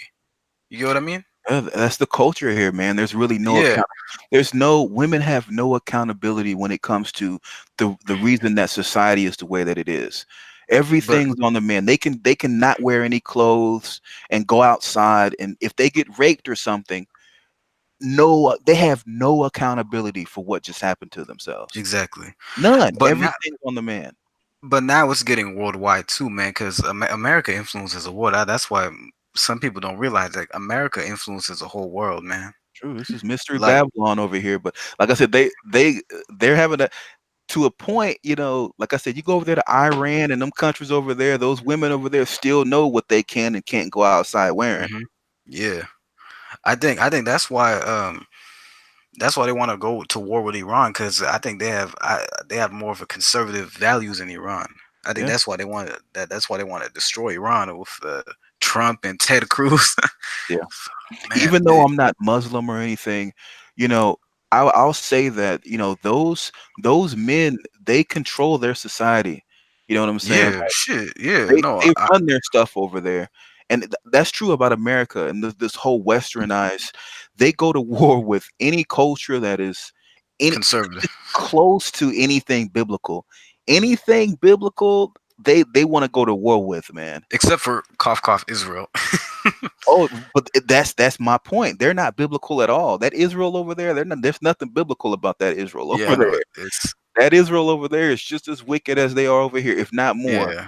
It's say Netanyahu is satanic in my opinion. I hope I Yeah, don't get a. I hope the drones hopefully don't your come to my channel don't house get right taken now. down. Yeah, shit, damn, bro. There's so many Israel cucks in Sacramento. It's scary. And bro, Like, you can't even. There was a saying. What's that saying that says, who is the real power? Whoever you can't criticize. It was some saying about that. Well, you'll know who's in power based off who you can't criticize. Yeah, And shit. that's true. If you say something, man, your whole channel will get taken down. If you say anything against, those people over there, Yeah. it's crazy, man. Yeah, no, I hope I don't get killed, man. Shit. Nah, you should be all right. It shouldn't You not that know, you not that bad. Not yet. I'm young though. That's a problem though. Like they probably want to get rid of me as soon as possible. It's a blessing to see a lot of the youth waking up, and not, making the decision to not participate in a lot of this foolery that's going on out here. You got Yeah. any? Yeah, you got any kids yet? No, dude, no, hell no, man. I'm 21. Oh, there you go. That's good. He said Young. he's Yeah. That's 21. right. That don't matter. Shit, you got Yeah, people 16 with kids. that's right, man. They start early out here. They Yeah, start. no, no, no. I know, I feel it, man. Yeah, yeah, no, I know some people that got like a lot of kids and they're like 15 and stuff. I'm like, fuck, man. Yeah, that's crazy, man. That's why. That's what keeps us in a lot of the situations that we're in is this irresponsible mating, irresponsible, just having children and raising them in the same messed up situation you were growing up in, or even worse. And it's It's just, the but culture, fam. yeah, When you see, listen, man, I was in a grocery store around 9 o'clock, and I was gonna talk to this woman. The only reason I didn't talk to this woman because she had a her child with her, but that ass was so juicy. It's when you see that.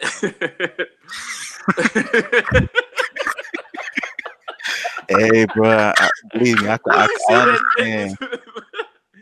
it's society. It tells you, listen, when you see that ass, you go get her number. And I was like, why she had to have that damn baby with her, man? I'm telling you, man. Yeah, bro, and everything It's is, the culture. it It's sex is. driven. It's sex driven. But see, this is the thing. Men have known this about men forever. Like throughout time we've known that this is what can destroy a society when it's just over sexualization and just this whole women's lib and women can do whatever they want, because what's happening is that men can no longer focus to a point. Everything is just so sexually driven. We're not making responsible choices, because it's just, men are very we're very sexually attracted to women. We're Yeah. very, Yep. we're tuned that way. That's why in other cultures women have to be clothed because But there's go ahead. still a lot, Yakub. There's still a lot of thirsty men in Pakistan, Egypt, Mauritania, Yeah, Mali. men like sex, believe me, they of Yeah. course, but it's not like it is over here, man. There's repercussions for certain actions over there. You can't just take a woman and lay with her if you're not trying to marry her or make a covenant with her. Yeah. You know what I'm saying? That's what I'm saying. Over here, it's just irresponsible. You can just lay down and pass STDs and make babies and not That's be there true. to, you know what I'm saying? That's Not true. be there to support the babies or anything. And that's Yep. that. You hold on, and not to cut you off. No, You go have ahead. the American Society. I don't know if you guys seen that video where I did with a black guy admitting to giving out herpes. Oh Wow. yeah, Yeah, yeah, yeah, yeah. yeah. Okay, so that would just to mirror your point, they would never do that in those Middle Eastern countries. I mean, you Hell will no. be stoned to death. And Hmm. your family probably too. You know what I'm saying? There's real repercussions over there for stuff like that. You Yeah. know, For the that's why, most. yeah, when some of this stuff goes on, I'm just like, I'm sickened by it because Yeah. you see that they're just they let that stuff. These people are having sex with animals. I think Canada, didn't they just legalize something like that? Like, No, Germany did. okay, yeah, you can have sex with this is disgusting, man. You know what I'm saying? It's just these people have no culture that's based on anything. It's just do what thou wilt. You know what I'm saying? Yeah. Yeah. Society is just getting more and more and more twisted because they look down on the old ways, and they not understanding that even what they're doing right now, it's Hellenism. It's been around forever. It's nothing new, this lesbianism and gay and having sex with animals and horses and cows and, you know, they come up with new classifications every day for this Yeah. sickness, this wickedness that's Yeah. going on, man. And nobody wants to address the real issue. They just want to give out more drugs or say we need to study this or we need to have more tolerance. And it kind of makes it to the point where you don't even want to be online anymore because it's just one thing after the next, one Hmm. perversion after the next perversion after the next perversion. It's like, man, how much sicker can they get, man? Yeah. No, I completely agree, man. And the thing about homosexuality is this, like, do you guys have do we don't have the three of us. We don't have a problem with. We don't hate gays. You know what I mean? We don't hate gays. You guys follow? They're annoying. I don't.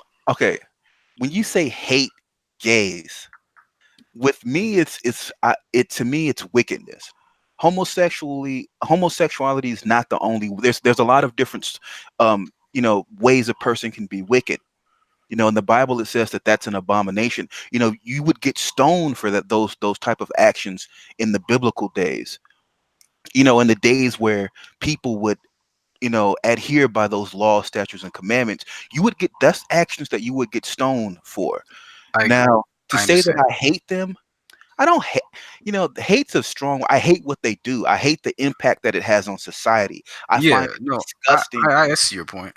Yeah, Yeah, the problem with me I have is this with homosexuality. It's the way they some of them, and also there's straight people in the gay pride parades too, the ones that dress butt naked. Like you're in the street, like why are you dressing butt naked? that You there's in the straight street? people that Well, we can't assume, you get what I mean, in any demographic, any march, we can't assume everybody is like the same, you feel me? who knows anymore, man. Yeah. Yeah, there's a lot of swingers and stuff. So what I'm saying is that they're walking around naked, and there's so many different types of people. Why would you walk naked in the street? That's the problem I have. You This guys is get what I? what. Yeah, this is what that type of lifestyle molds into.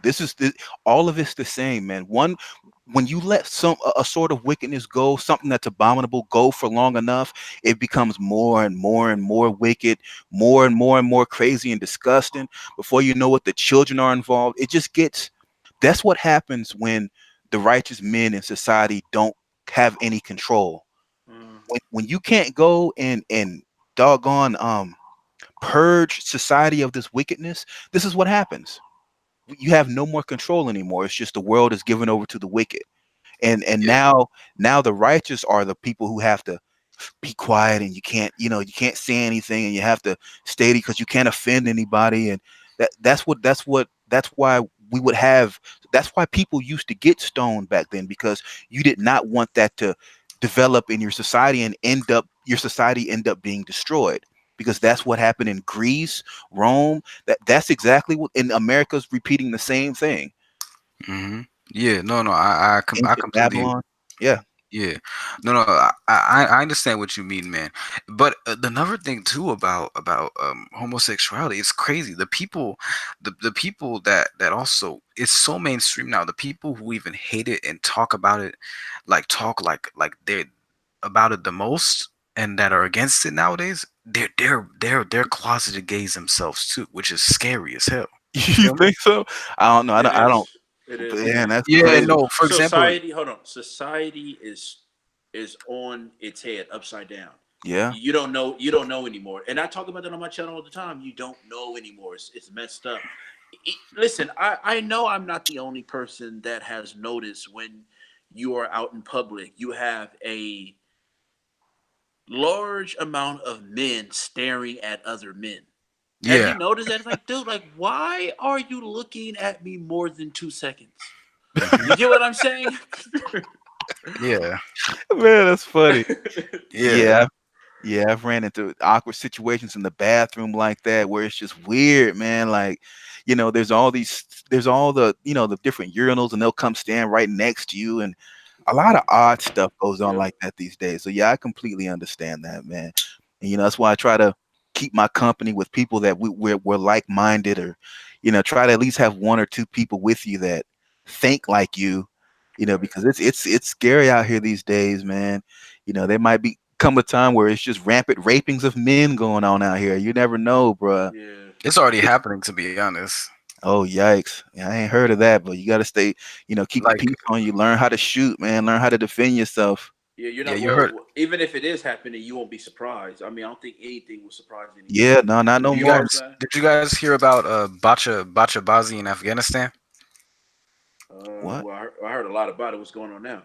No, the you know you, yeah. What's going on is like the pedophile rings and stuff because apparently uh they say that they're like they used to be a group that was like against homosexuality, but yet they go after children, little boys to be exact. These grown ass men, they pull up on the boys, and then they'd be like, oh hey, how you doing? You wanna just come to my house? You wanna do this? You wanna do that?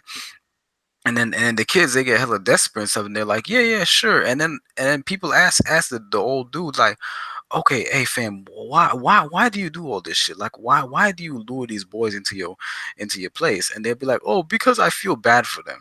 And then I'm saying in my mind, like, are you that thirsty that you feel bad for these boys and you fuck them? Damn, that's crazy. No, I haven't even heard of that stuff, What is man. his name? El Chapo. El Chapo was sleeping with underage kids. He called him his Yikes. yeah. He called him his vitamins. Google that shit. Oh my Yeah, goodness, man, he that's called yeah he called crazy. him yeah he called him his vitamins. That's why it pays to read. I tell people, man, read, man. Dang, yeah, that's sickening, They're not man. going to tell you that you have to get that in a newspaper, but yeah, he was calling him his vitamins. Why have I? Oh, that's crazy. And to hear, all these rappers out here praising El Chapo and calling themselves, Huh? yeah, Such stupid, embarrassing. Those niggas are embarrassing, yeah, it's man. sad, man. No, it That's something really That that, what is. happens when you're a culture who don't stress reading and learning. yeah, You just hear something and run with it. He could be the biggest. He could be the biggest gay lord if it sound cool. El Chapo, El Chapolina. You gonna hear everybody say El Chapolina, El Chapo. Exactly. Whatever it No. is, whatever it is. These niggas make eating booty popular. So of course, man, you get what I'm Hmm. saying. Remember, yeah, that's crazy. yeah, the booty eating era last year. And listen, Trick they trying to Daddy say and all that. these. No, these listen. They say the they say the booty eating era is over. No, it ain't. It's still going on. These Hmm. niggas still out here eating ass. Yeah. It's No. that's way oversexed, man. That's just perversions on top of perversions, man. Yeah. No. I agree, man. Hold on. These are the dudes apparently on the Russian TV that that doesn't he look like El Chapo? This dude doesn't he look like El Chapo? I don't even know what El Chapo looks like, bro. No, I know what he look like. He don't look like a chocolate to me. A little bit though. No, I mean just look like just a little bit. If you squint a little bit, I don't know. y'all don't think so? But what happened with those are the ones that were picking up little boys? Yeah, bro. These guys how?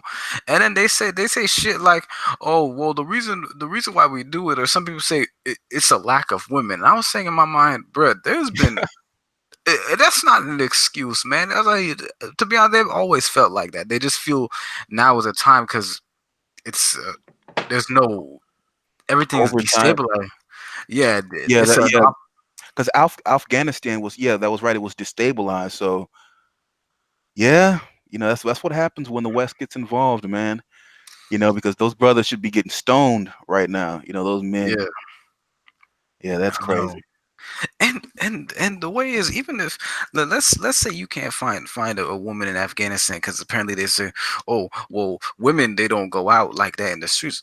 Okay, well there's a lot of females in Afghanistan and Pakistan that have Facebook.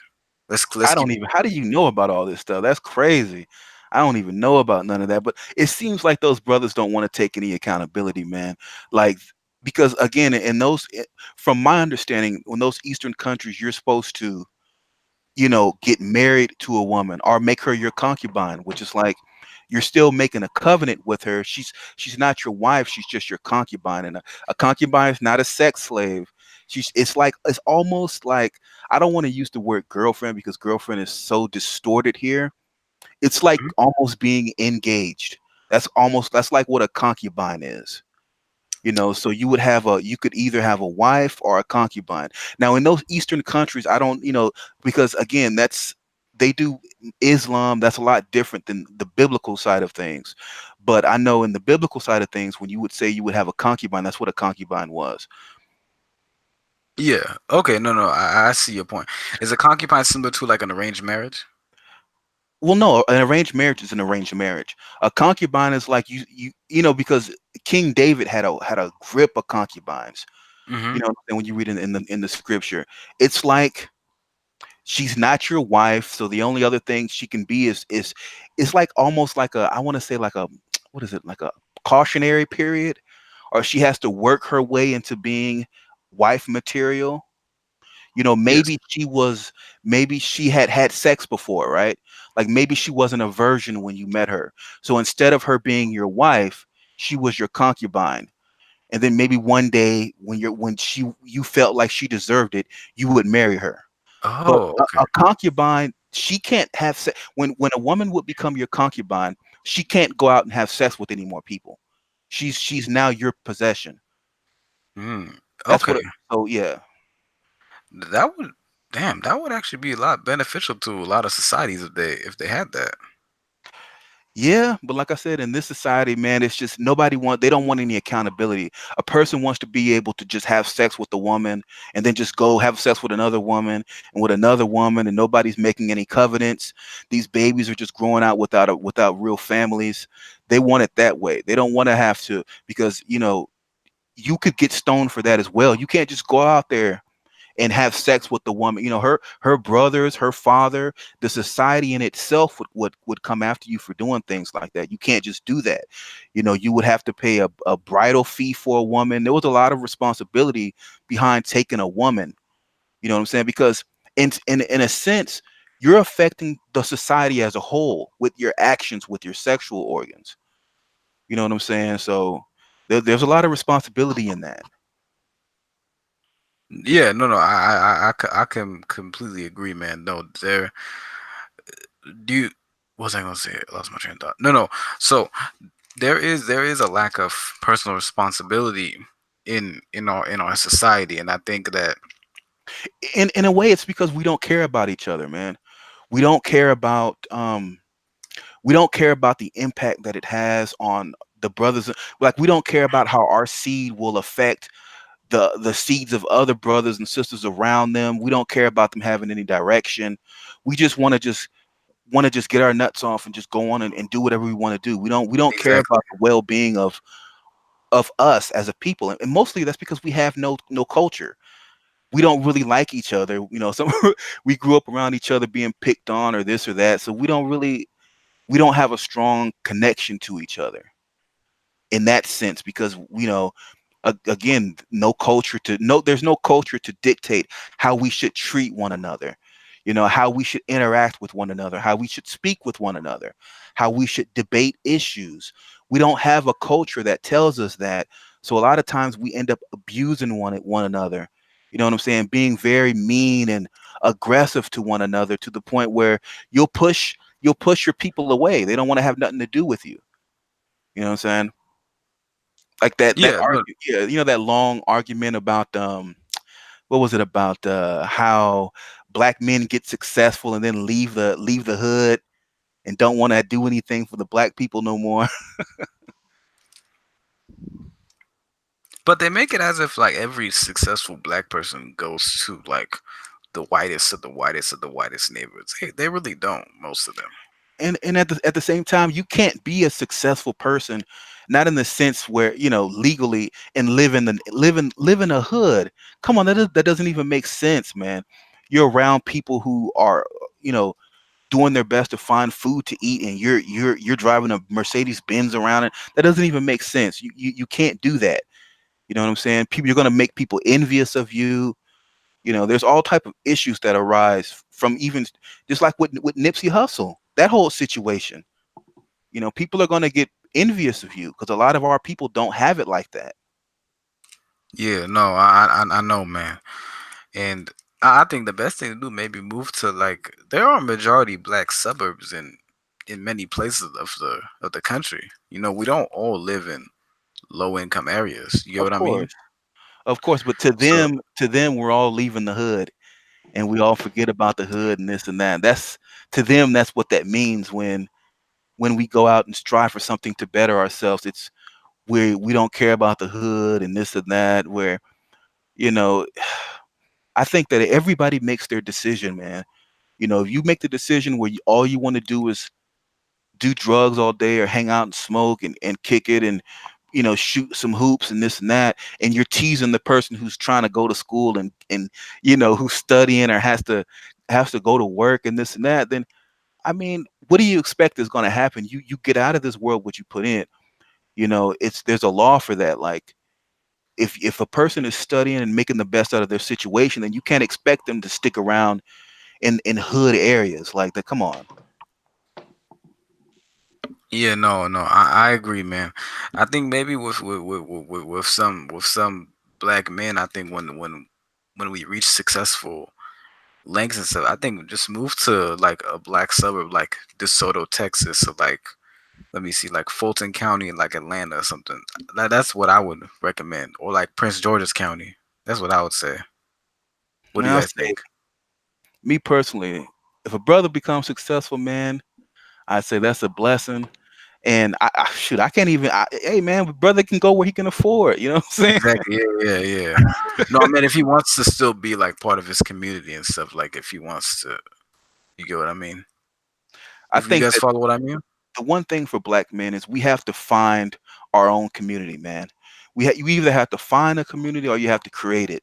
Because I think a lot of times we get lumped into making somebody making us feel like that's our quote unquote community when most of the time, it's not, we don't think the same, we don't do the same actions, we don't believe the same. A lot of times we're outside of our skin color, we're completely different people. So I think a lot of times we have to build that community. It starts in yourself, and then you find brothers and sisters who think like you and who want to build together, and you guys come together and you guys build. That's your community. But trying to lump us all in like that's our community, and that's how brothers end up going and getting shot or Money is not handling problem, is it? getting done bad down there trying to help a quote unquote community that he has no business being down there no more. Scripture says, how can two dwell together unless they be agreed? You know what I'm saying? There's plenty of scriptures that speak on deterring you from going into the way of the wicked. A lot of those brothers and sisters down there are doing wickedly. There's nothing wrong with going and teaching a person, teaching somebody here and there. But outside of that, and when it's time to get gone, you got to get gone, man. Or you're gonna get tied up in situations that you have no business being tied up into.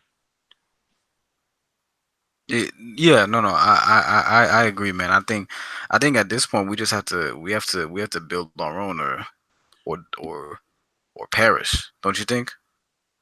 Build our own what?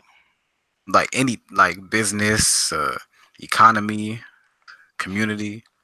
Yeah, I mean, if a brother has the resources to put together a business, I think that's a great thing. I think anything where you can kind of have some type of residual income coming in, I think that's a good thing because a job can be taken from you at any moment. you know. But if you have a business on the side, whether that's doing car detailing or anything that you can figure out to make some money on the side, I don't see nothing wrong with that. Yeah, no, no, no. I know. Yeah, like even working with computers too, like that'll make you a lot of money too. Yeah, that's what I do. Oh damn. Yeah, I Like do. what do you computer coding or computer? In a sense, Technician? no, I do AWS. So it's like cloud support, like basically migrating. Like a company will have applications that run, like okay, a company will have applications that run locally in that environment. Like say Netflix, right? Like a company like Netflix will have locally applications that run in their buildings. What I would do is I would migrate those applications onto a cloud environment and maintain it. So basically, there's servers off-site that Amazon hosts, and I would be the person responsible for migrating those clients into those Amazon servers and maintaining the different services, maintaining the access. Like if people wanted to be able to log into those applications, I would pretty much create those accounts and set the access that they need to be able to do whatever functions that they need to do during their day job. I would basically all the security that people need to be able to log on to that cloud environment. That's what I would administer, as well as migrating applications over and stuff like that, maintaining data on those data services, stuff like that, data servers. Damn man, that's really good, man. I need to be learning how to do something similar to that, man. I've always wanted what I wanted to do, what I want to do in the future, or even now is I want to create my own like data analysis software. That's something like I'm really passionate about. Okay. I want to do my own app. Okay. What That have you started learning any type of programming? um Well, what do you want your app to do? one second, hold on. You, Okay, no. I want a podcast. I want a app podcast, just like how um the new app podcasts that are on Spotify. oh, Oh, okay. like It's a Anchor. new it's a new way of listening to a podcast. Okay, you just it's a subscription. You just click on it, and you have shows that are live. Well, you may be live. However, you have shows that you have uploaded where they can download and listen to it. But Oh, it's going to be different. I want it to be promoted to the bachelor black man, the black man who's working. He works long hours at work, and he has his earphones on his head, that's and dope. so that will allow him to get the day get done with his day quicker. Listening to someone, another black man he can relate to and get advice from and resources, and let him know certain things that's going on, and especially globally. I had a talk with someone on through the email the other day, and I talked about how, as far as this trade war goes, we have a lot of black people who don't understand what a tariff is, a tax is, or what's going on with the trade war.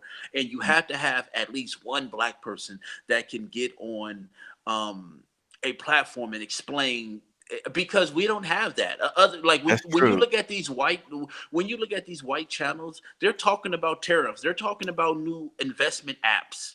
They're talking Mhm. about this. We don't have that. Especially try to find a black person on social media who is talking about Trump's trade war. You're not going to find it. Yeah, That's dope. So there's things that there's information out there that black people aren't talking about. So you promote it to the skateboarder, you promote it to the person that's commuting. You're spending long hours on in your car on the freeway.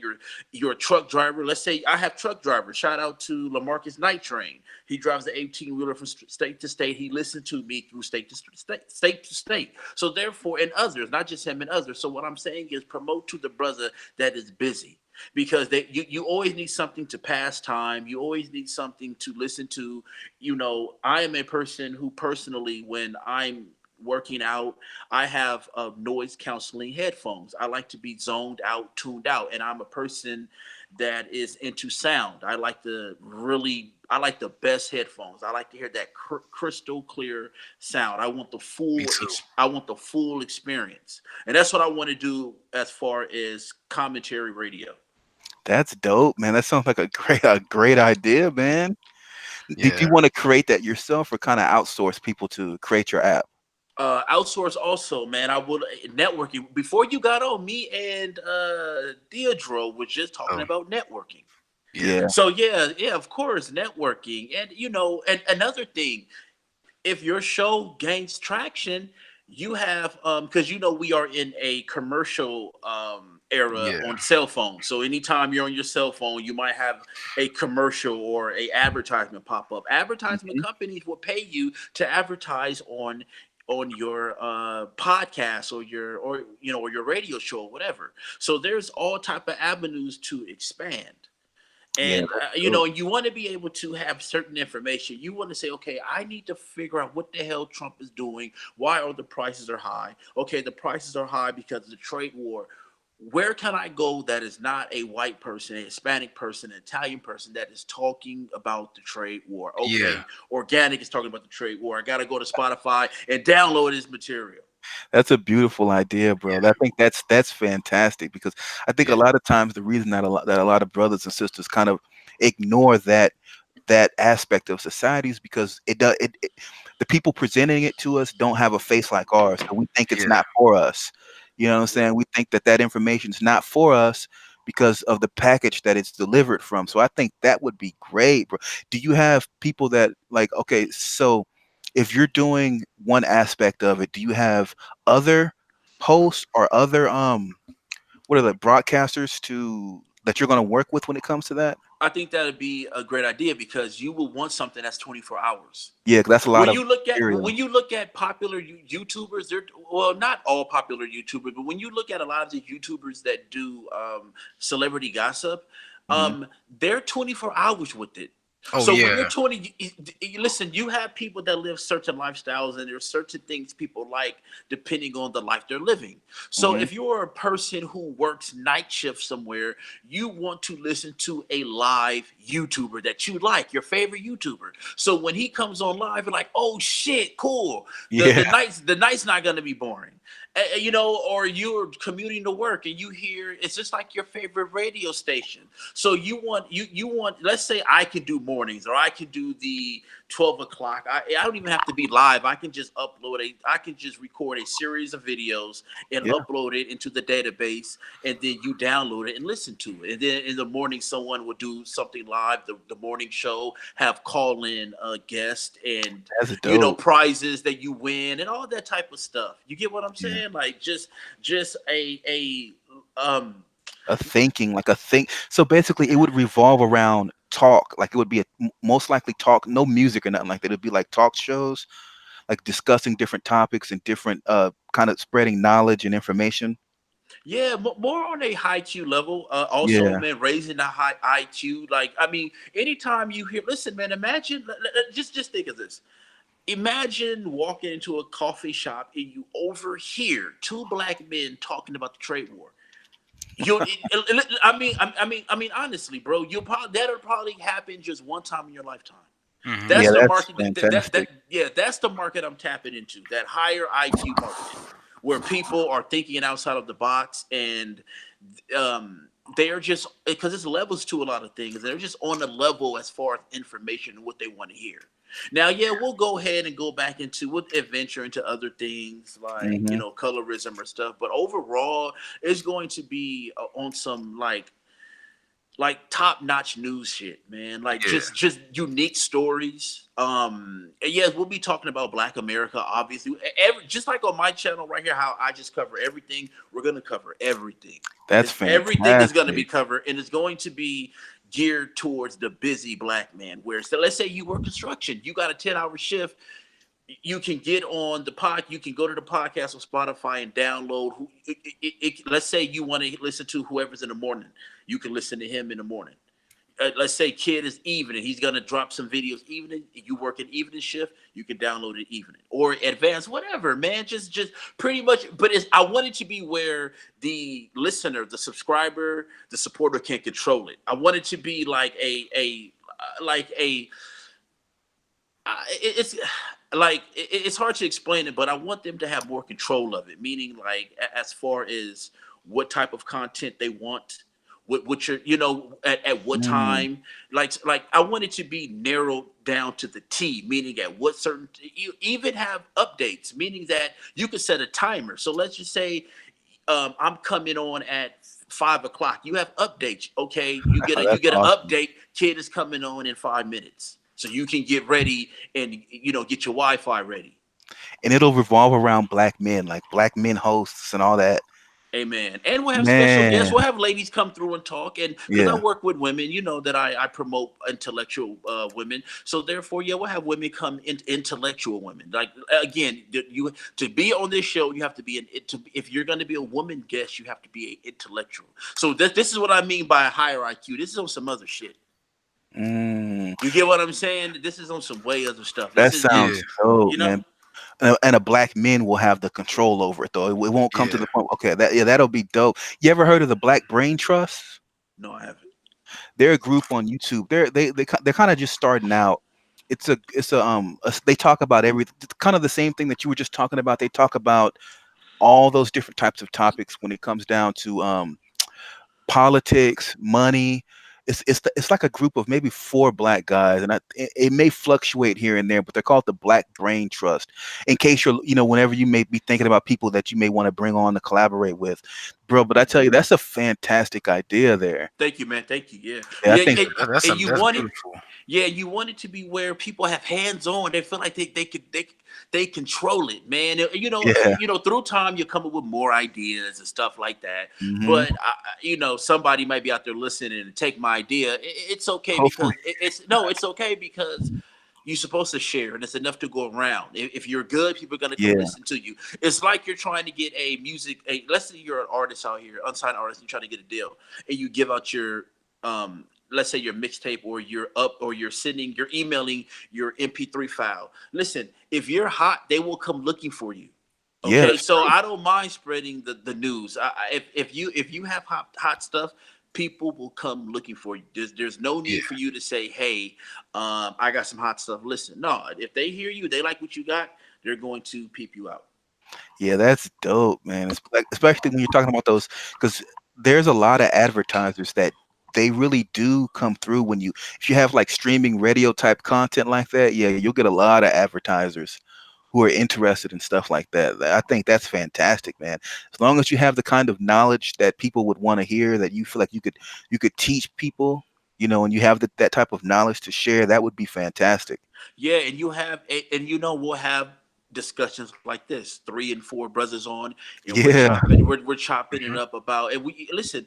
It could be different things. It don't have to be one topic. You can say, hey, I learned this throughout the week, and I can say, okay, we'll chime in, and I'll say, hey, okay, well, this is what happened. You say, okay, we chime in, and back and forth. So, and see, even on my channel, I try to get out as much information as possible. That's why I have the intro and then the main information. Yeah. So even though we are at a round table on live stream and or a podcast or having a discussion, in this discussion, you have learned at least 10 um current events that are going on that you probably wouldn't hear anywhere else, because when Mhm. you get on when you get on Yahoo, you're pretty much looking at whatever story is possible. That's it. But when you're sitting down listening to people talk and they're saying this happened, this happened, this happened, this happened, this happened, you listen to, I mean, you learned, listen, what you learned, what the average person learned in a week, you just learned in that 1 hour.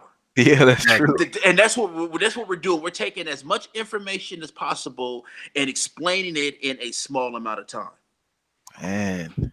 A week's worth of information and within an hour or two of a podcast. Because I know me, I usually hate politics, man. But if you can break it down and deliver it in a method that the people will like, and they'll understand, then I think that'll be fantastic, man. And making, and see, one thing about black people, we are fun people, right? Yeah. Yeah, Regardless, we love to just look at social media. We love to act a fool. One thing about learning, make it fun. that's Hmm. right. Yeah. Yeah. Make it. I'm. I mean, and we're that's easy. So yeah, all we got, all I would have to do, you have to do, whoever have to do is, when you do these type of shows, make them fun, make Hmm. them entertaining, and talk animated. Like I'm talking right now, talk Yeah. animated. Don't talk. Animate your stuff.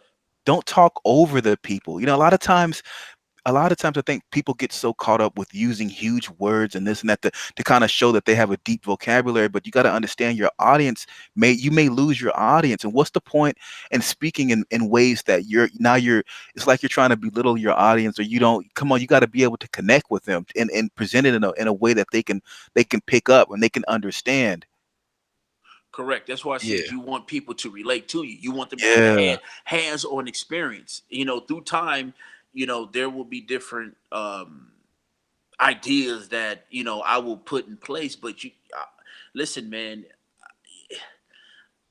you want to be able to come up with your own ideas and your own, that's innovation, it that is. is building, that's a lot of Hmm. different things, man. And I think we are in the, I mean, even though we may have an issue with social media, I mean, social Mhm. media is beneficial in a lot of ways, because I mean, honestly, I wouldn't be talking to you guys right now if it wasn't for social media. That's true. And Okay, so information let's be travels honest. fast, man. Yeah. Wait. Go ahead. Wait. Wait. Can y'all hear me? Yeah, go ahead. Yeah. No. No. Go ahead because someone did somebody get cut off or no?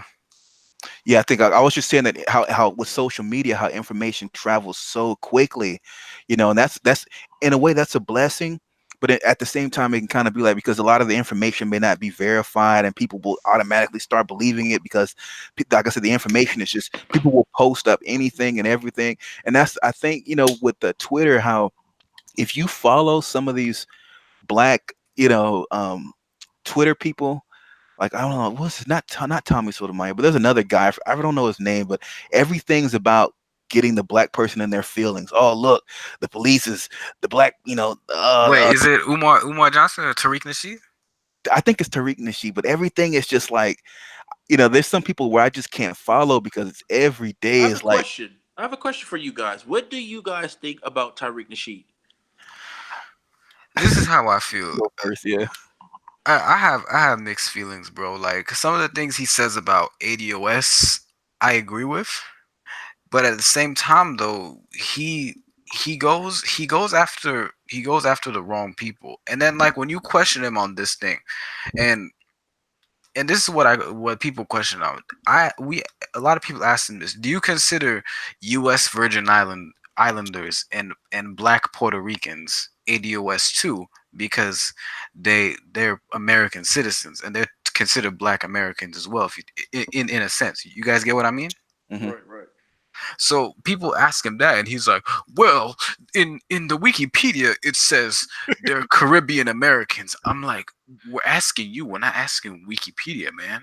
I think that man he sells to his audience, man. He panders to them, and everything is like these white super white supremacist police, or everything is the same thing over and over and over again. It's like it's just this is the thing with me when I'm constantly seeing you pandering to your audience and nothing's being built. You're not. It's not really nothing's going on. It's just all you're doing is just coming on every couple of days, spreading the same information. There's no growth there. It's just constant pandering, pandering, pandering. It's just you're just doing it for profit. You're just feeding Yeah, off people's emotions. and That's all he's it is. and he's willing to fight a lot of people. That's the bad part. Like physical altercations. Like I remember one time he was talking about how he wants to fight Umar Johnson, and another time like he rolled up to DJ Vlad. DJ Vlad is a scorching racist. I'm sorry. Does everybody I agree don't he's a know. racist? I don't know. I don't watch him enough to even I to I agree. honest. Yeah, I don't even know, man. I just But think that I've done two videos on it. He is. yeah, really, Yeah, yeah. wow. Listen, my issue with Tyreek Nasheed is a couple of things. Now, I remember when he doxed Taj Murray. He is the founder of Black Guns Matter. yeah, I remember that. Remember, and I don't know if you were around, and I did a video on it. Actually, it was a tag team video. It was a series I did with, if you remember, Jay Miller. Jay Miller. Good man, Yeah, yeah, yeah, interesting, yeah, good memory, yeah, man. Wow, that was yeah. like 2 years ago, right? Yeah, no, I was Brother on there Honor. at that time too, man. I was a little ass kid though, but yeah, go ahead. Okay, and so I mean, he doxed the dude because he took a picture, I believe, with Tommy Lauren or something Yeah, like that, and yeah, said, "Oh, he's with white supremacy." No, what he thought was Maj Toure was going to get popular, and he was going to look more militant than him. hmm Tyreek Nasheed, so he doxed him to stop the money flow. Now we're on because it's all about money with him. Then you look at his mixed slide group, and he has a like he's always talking about this pro black shit. And this is my problem with these pro blacks is that they're always talking about this pro black shit, but he has a white guy in his mixed slide group. and he, The money he's getting from black people, he's paying this white guy too. hmm Yeah. White supremacy. Hold on, not only that, he his called. hidden his hidden colors his hidden colors series is based on what African spirituality, African people, the slavery. Okay, but now he's running with ADOS talking about, well, the African immigrants aren't getting any reparations. Okay, but you have 5 DVDs. Five. Hidden Colors 5 is coming out. You have 5 DVDs based off of Black Americans being from Africa. Now, when you're Exactly. with this ADOS stuff, it's something different. He's anywhere he can get a dollar from, Yeah. and the fact that Black people have not woken up. I mean, you do have Black people that have woken up. Um, on the stuff that he's doing, but he still has. Listen, Hidden Color Five had a $500,000 goal. He got 200 K out of 500K. So there are people waking up to his, to his scam. There is a white guy. He is, I believe, his name is Atheist something. He did a video about Tariq Nasheed, about 20 or 30 minutes long. Did you see that? It's fairly new. Ye- I Uh, haven't seen it. I need to see it. Yeah, he. I mean, let's be honest, man.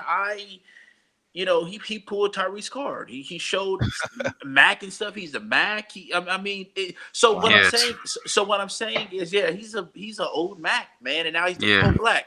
And so yeah. the guy brought that out. He even put out some quotes in his book to Mhm. prove that. And Yeah. so, if they see this, meaning white people.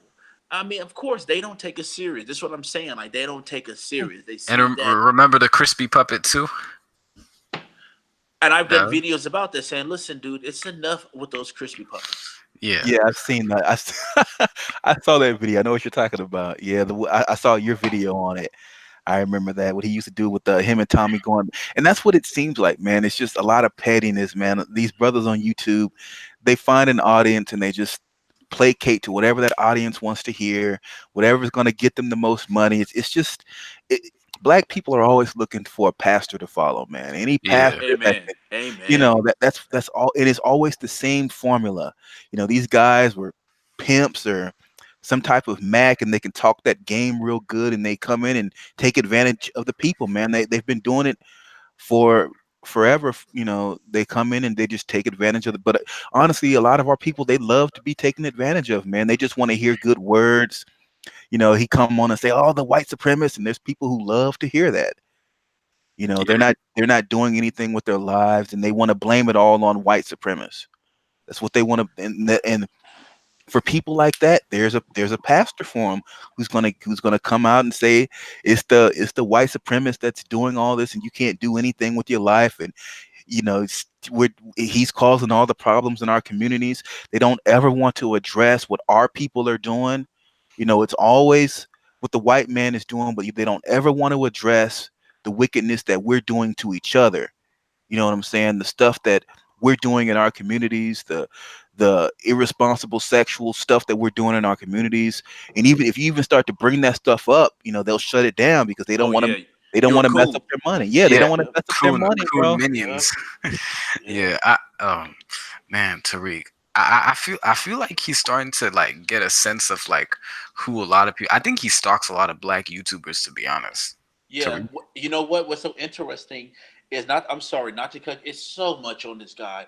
Um, Go ahead, I man. did a year ago. I did a video on Cleopatra saying that she was biracial. Okay, and the reason why I said that is because the people that were, that got her bones said were sister bones, and they did their little whatever they do on it, and they said she was biracial. So I said, okay, well, Cleopatra biracial.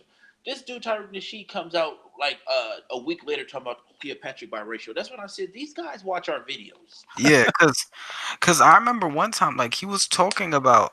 I don't know if he was directing it at me, but he was talking about like one time he was doing a live stream and he was talking about coons and stuff, and then like I think he was talking about how the crispy comment, and then like he was saying, oh well, there was this Ethiopian fuck nigga coon that was talking shit about me, and I was saying in my mind like about what topic. I was like, I don't even do a video about you like that, and I think like he's just triggered about my video I did about his fight with Umar or whatever. You get what I mean? And this is another thing that because of what you just said, these brothers, man, you can see the feminine energy on them. Anytime where you can just immediately you go to insulting a brother like, oh, he's a coon, this coon, da da da da. Da. That's so feminine. A brother should be able to hash out whatever issue he Hmm. has with another man. You should be able to discuss it and find out what's going on. You should be rational like that. But most of these brothers instantly is just, oh, that coon. blah blah blah, blah. Like they speak so you can just pick up on that feminine energy. Yeah. You know what I'm No, I saying? know. Well, it's funny you said that because this white guy that did the video about Tariq Nasheed, he said Tariq Nasheed seems feminine. Yeah, That's what he No, no, said in the yeah. video. yeah. Well, I mean, he did put Maj Touré's address out there and stuff, and then he was Oh calling. yeah, sure did. Yeah, and then he was calling him like a conservative, even though he's not a conservative, he's actually a leftist and stuff. He likes guns. A lot of left you can be a leftist and like guns. Like, and that's a good thing. You get I what I said mean? it's just yeah, it's just mad feminine energy, man. The Yeah. same talking points that these brothers have is the same kind of talking points that a person like Cynthia G will have, and it's the same type of rhetoric, the same type of name calling, the same types of you know trying to put a brother down to raise yourself up. There's no real talking points. Nobody's breaking nothing down. It's just bickering back and forth. And oh, I want to fight you. I want to fight you. Like, what are y'all? Are y'all a grown old men? Like, come Yeah. on, man. It's embarrassing at the universities, man, how people are willing to fight over a debate. Like Organic, you saw that video at Sac State, right? Remember the one I posted? Yeah, I seen it. That was embarrassing, huh? Yep. I have. Yeah.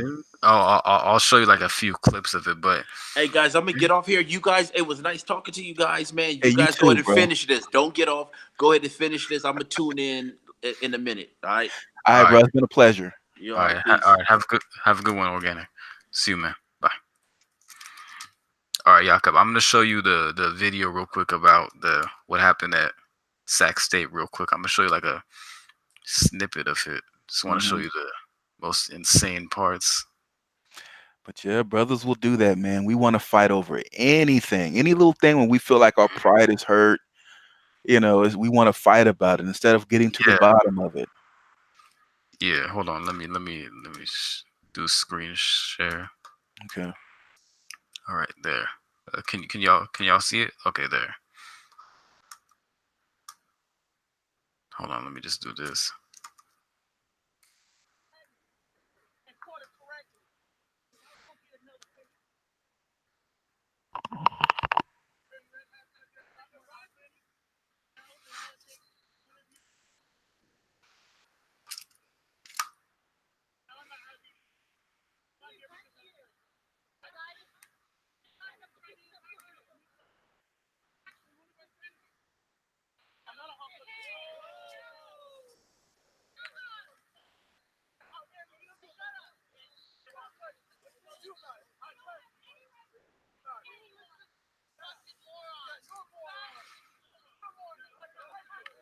And you can see it, right?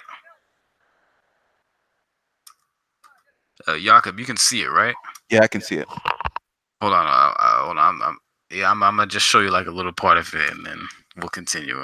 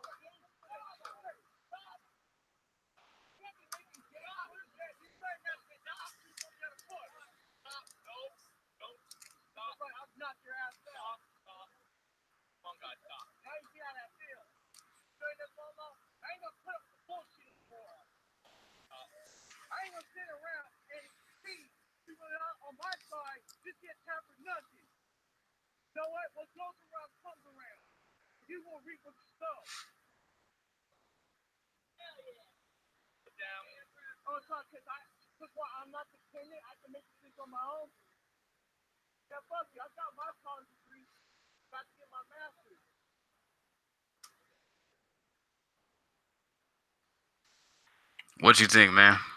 I know it's a snippet, but It's just typical nonsense, bro. Our people getting involved with things we shouldn't be getting involved with. Hmm. We have to be the ambassador for whatever the hell type of type of opinion or political standpoint that I guess whatever side he might have been fighting on. But it's just like, come on, man. We have so much other stuff that we should be doing at this point in time. I'm sure this brother had something else he could be doing with his time. Yeah. Than standing there going back and forth with a group of white people. Hmm. But Yeah. I don't know. A lot of times brothers feel left out, or they feel like they need to uh, I don't know if they need to placate or show that they're down with this particular way of thinking so that they can fit in with this group of white friends that they have. It's just too much, man. You Yeah. know, I know, man. It's too much, and it gets really violent too. Like it gets really violent. I mean, you saw like someone almost threw a rock at somebody. You get what I yeah, mean? that's crazy. But like And I said, and that's the and that's the what happens when people ain't got nothing to do. You know what I'm saying? These people are either bored or they don't have. I don't know what's going on here, but there's plenty of time in the day. There's plenty of things to do in the world besides sitting going back and forth with a person who doesn't agree with you. Like, okay, a yeah, person doesn't agree with you. Move on, man. There's other things to do. You don't have to sit there and go back and forth with that individual. If you believe in yourself and you believe in what you stand for, move on, man. You don't have to convince anybody to believe like you do. exactly. Yeah, like people don't know how to debate. Like that's one thing, man. Like they And don't the know. the joy and understanding is you don't even have to debate. You don't have to step into that realm if that's not something that you feel like doing.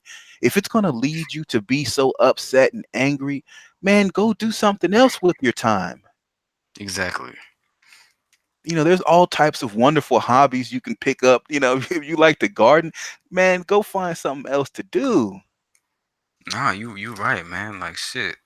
Like life is too short to be angry about political a political Yeah. debate. And then after that, the worst part is all the cops came because of that dude that I'm almost. pretty sure they did come looking for somebody to shoot, or Hmm. maybe they were called on, and you know how those type of situations get.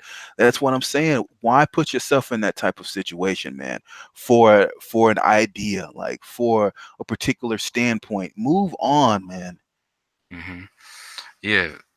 And what happened that day was that it was at Sac State, and it Hmm. was because of what happened with Stephon Clark. You know about Stephon Clark Oh, that brother who was shot. in Sacramento? Yeah. Hmm.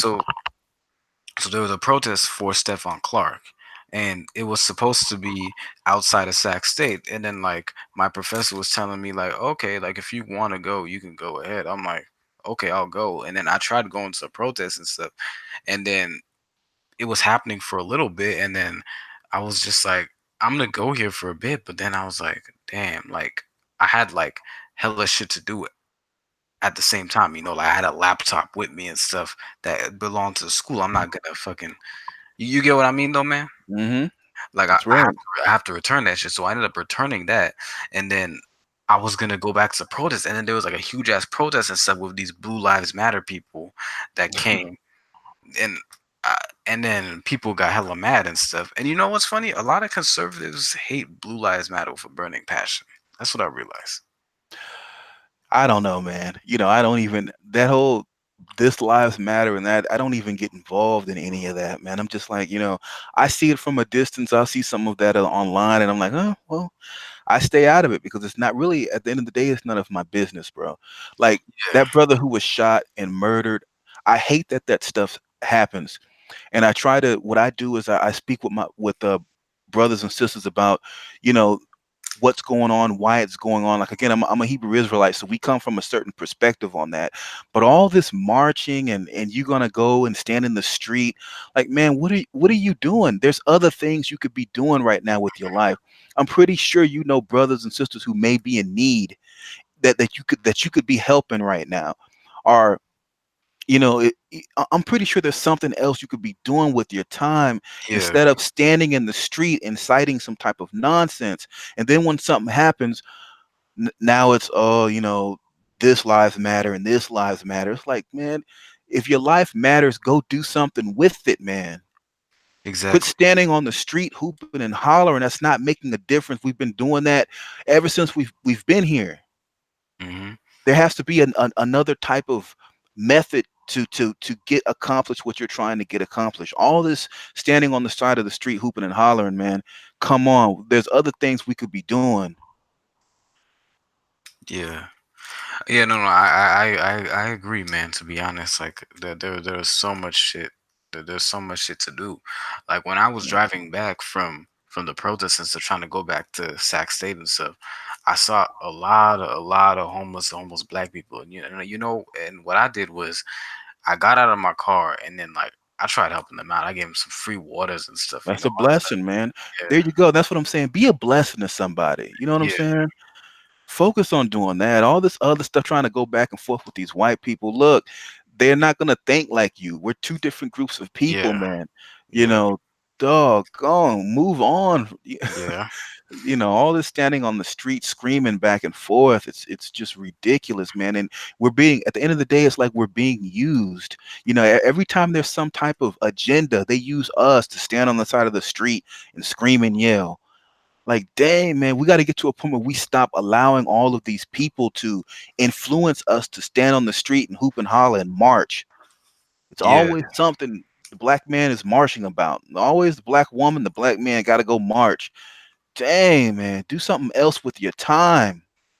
Yeah, because marching will not save us at this point, bro. Nah, brothers, they just want to be seen, man. hmm Like like Duh. just organize, man. Like, There you and go. and it's embarrassing too, man. Because like I'm a political science major. I want to be a lawyer in the future. Like that's one of my goals. And like, bro, I'm like the only. I ain't gonna lie, man. I'm like one of the only black guys in like all of my classes. Hmm. And sometimes it's like fuck, man, it's really like embarrassing at times, you know what I mean? Yeah, I used to hate that in high school, being like one of the only black people in the class, and they show these slavery movies, and you got to sit there and people want to ask, "What's your perspective?" That stuff used to drive me nuts, man. I used to be like, I got to a point where I would leave class if they were showing Roots or something like that.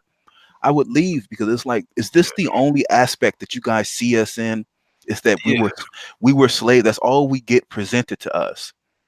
yeah, it's not only that, it's just that like when I speak about like political debates and stuff, like, and I'm a good debater. I'm a good like I'm just a very I have a lot of Hmm. like different thoughts in my head as I speak. So like I have like I can think about something and then I can also interpret it like in many different ways, but they all have facts. You understand what I mean?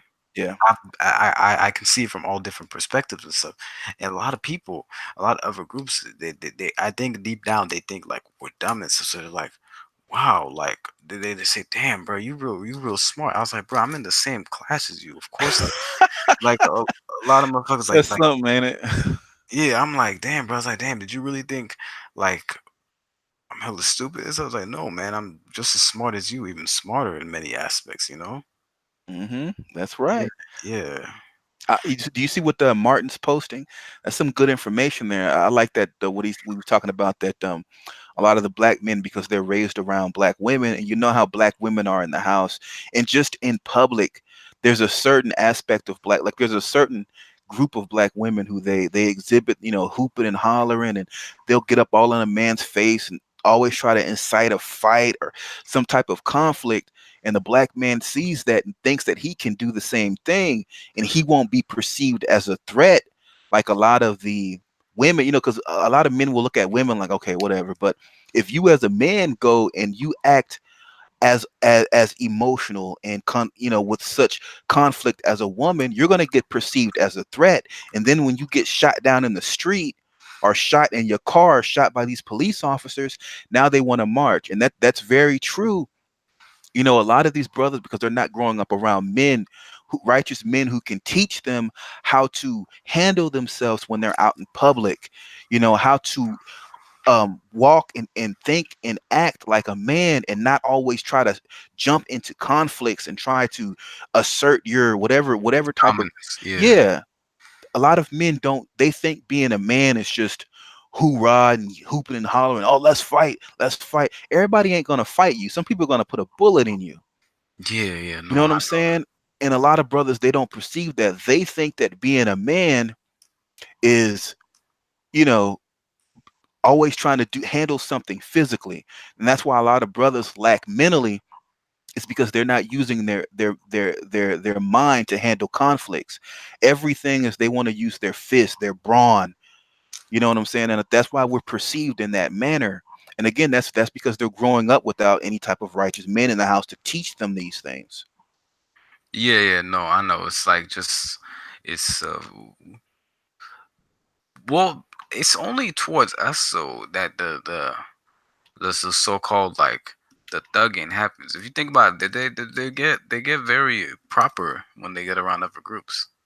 If you think Some, about it. well, it depends on what type of brother you speak. Because there's some brothers who all they know how to do is act ratchet, man. Act like I was watching a YouTube video, man, and there was some brothers who had got into an Uber, and it was the Uber driver was like, I don't know if he was Russian or Indian and these brothers, you could just see the ratchet energy on them, like the way that they talk. They were from New York, and everything was. It was like, man, like I don't know if the right word is these brothers aren't cultured, or you can tell they did not grow up around men, period, around righteous men in the household to teach them, yo, this is not how you this is not how you handle yourself as a man. This is not how you speak. This is not how you dress. Like you can just tell that something's off with these brothers. They don't know how to conduct themselves because all they've been around is they're hooping and hollering mama for their whole life, and that's the energy that they have on them. Everything is like, yo, what up, son? Hey, son, yo, I'm a bust a cat. Like it's like, man, what's going through your mind? Like, why does everything have to be resolved in this manner? Yeah, yeah, no, I agree, man. It's we have to learn conflict resolution. Otherwise, we're gonna get fucked over, man. Yep. And a lot of times the women will perceive you as weak if you try to talk your way out of a situation. Oh, that's weak. Oh, you ain't gonna fight. You ain't gonna hit that nigga. You ain't gonna. It's just, it's so toxic, man. And yet, what Martin's saying is true. Is the repercussions for the woman is never the same for the men in most instances. A woman can get away with a lot more than a man can. Yeah, no, I know, man. So sometimes, Shit. yeah, that's why you have to learn from a man, because he's the only one who can teach you what is acceptable and what is not, what it is to be a man in the society. He's the only one who can make you aware of those things. A woman, she can't do it because she hasn't had the same experiences that the men has had. Mm-hmm. Yeah, no, no, I agree. Yeah, it's all about experiences, and it's about compatibility, like you said earlier. To be honest, you get what I mean? Hmm. That's right, and that's why, like I said, there's a certain point where if a brother does become successful, or even a sister for this, you have to separate yourself from that hood mentality, and a lot of times it comes separating yourself from the people, from those people, because they will drag you down. They don't think like you guys Yeah, don't have the same goals, you don't have the same desires. yeah. But there's also black kids in the suburbs, and like really nice suburbs that try to act a certain way too. If you think about it, have you Yeah, that's realized that? tragic, man. I've seen some people like that too, and I don't know if a lot of those people come from just because I heard, I'm not very informed on this, so I don't even like to speak on it all that often. But isn't there a program where, what is it, Section 8, where women can get homes in communities without having to have a job, or how does that work? Oh, Do you you know mean about that? like low income housing or something? Yeah, like there'll be a home in a community, and certain people are allowed to come and live in the home through a government program. It may be like a single mom and like five kids or something like that. You'll see them just move into the community, and a lot of Yeah, times it'll be because of those programs. And that's how you get little issues going on in the community, like people be like, how did this aspect get into our community? And it'll be because a lot of times those government programs, or even like a lot of single moms will get a good job, and they'll be able they'll be able to move into these communities. There's still not no man in the home, but she just has some money. Money doesn't make a person. It doesn't make exactly. so. they'll have money, but they'll still be ratchet, man. They'll still be like, I knew people like this. Like there was a girl that I was really attracted to, man, and her mom was a single mother due to whatever circumstances. Her mom was a single mother, and she had like three, four children or something.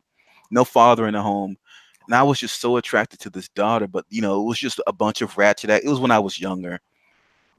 Bunch of ratchet activity. She had a big old house, not because of anything that she did. It was just the government giving her money, and because she just was getting income in from certain situations.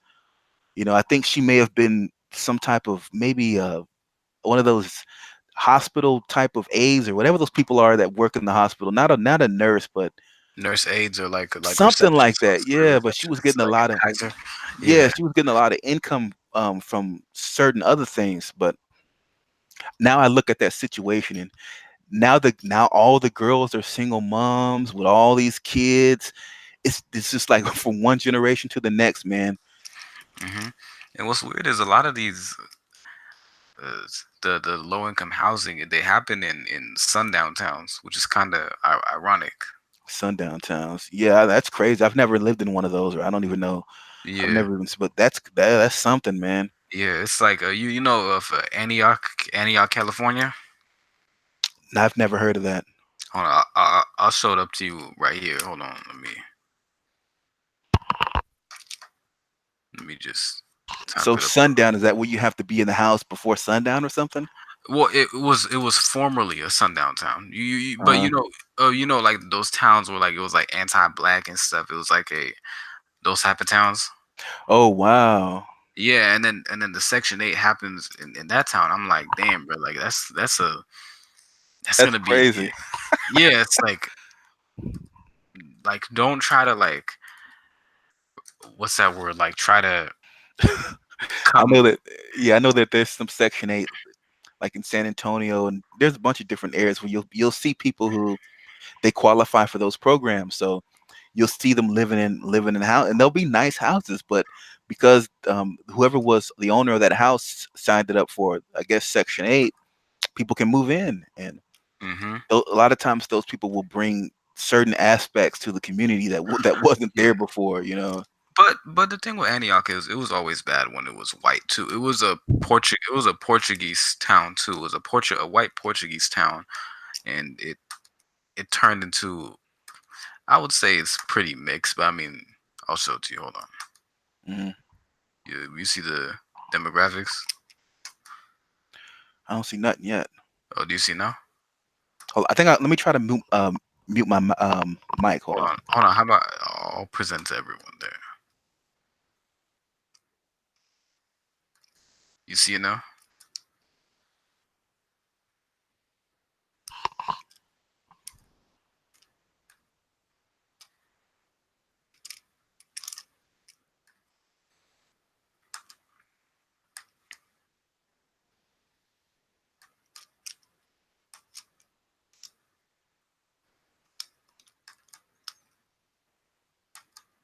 Hmm. You see it? Yeah, I see it. And then look how it changed in 16 years.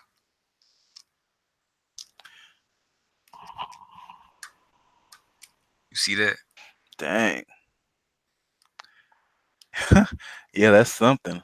Yeah, that's from like other areas of the Bay, like San Jose, San Francisco, Oakland, and then people just moving to Annie. I tell you what, man, Hispanics are really taking over, man. Like you starting to see Hispanics everywhere. Every city in the country. Yeah. Yeah, man. you know, um, outside of LA, I was thinking about moving to Denver. I heard Denver is really nice. It's expensive, but it's nice. And one thing it's better than San Antonio to me because they get seasons, man. Here in San Antonio, South Texas, we don't really get no seasons, man. It's hot and hot and hot, and then it's like kind of cold for a little while, and then it's hot. Yeah, that's the same with Sacramento too. Man, and then it's all this humidity. We get all these mosquitoes, man. I'm sick and tired of the mosquitoes. Yeah, no, Trying to get the heck up out of here. Yeah, no, I'm trying to get out of California in general, man. It's fucking. So California is really that bad, huh? Like, I mean, I've been looking at reports about all the quote unquote, supposedly liberal agendas that's messing up the government and it's messing up the city. Like, there's a lot of homeless. But I heard that the homeless are really bad in Seattle too. Yeah, because they're from California. That's crazy, man. Yeah, Yeah, that's yeah, it's something, it's man. it's everywhere. It's everywhere. To be honest, man, it's bad. You know, it's just going from one frying pan into the other.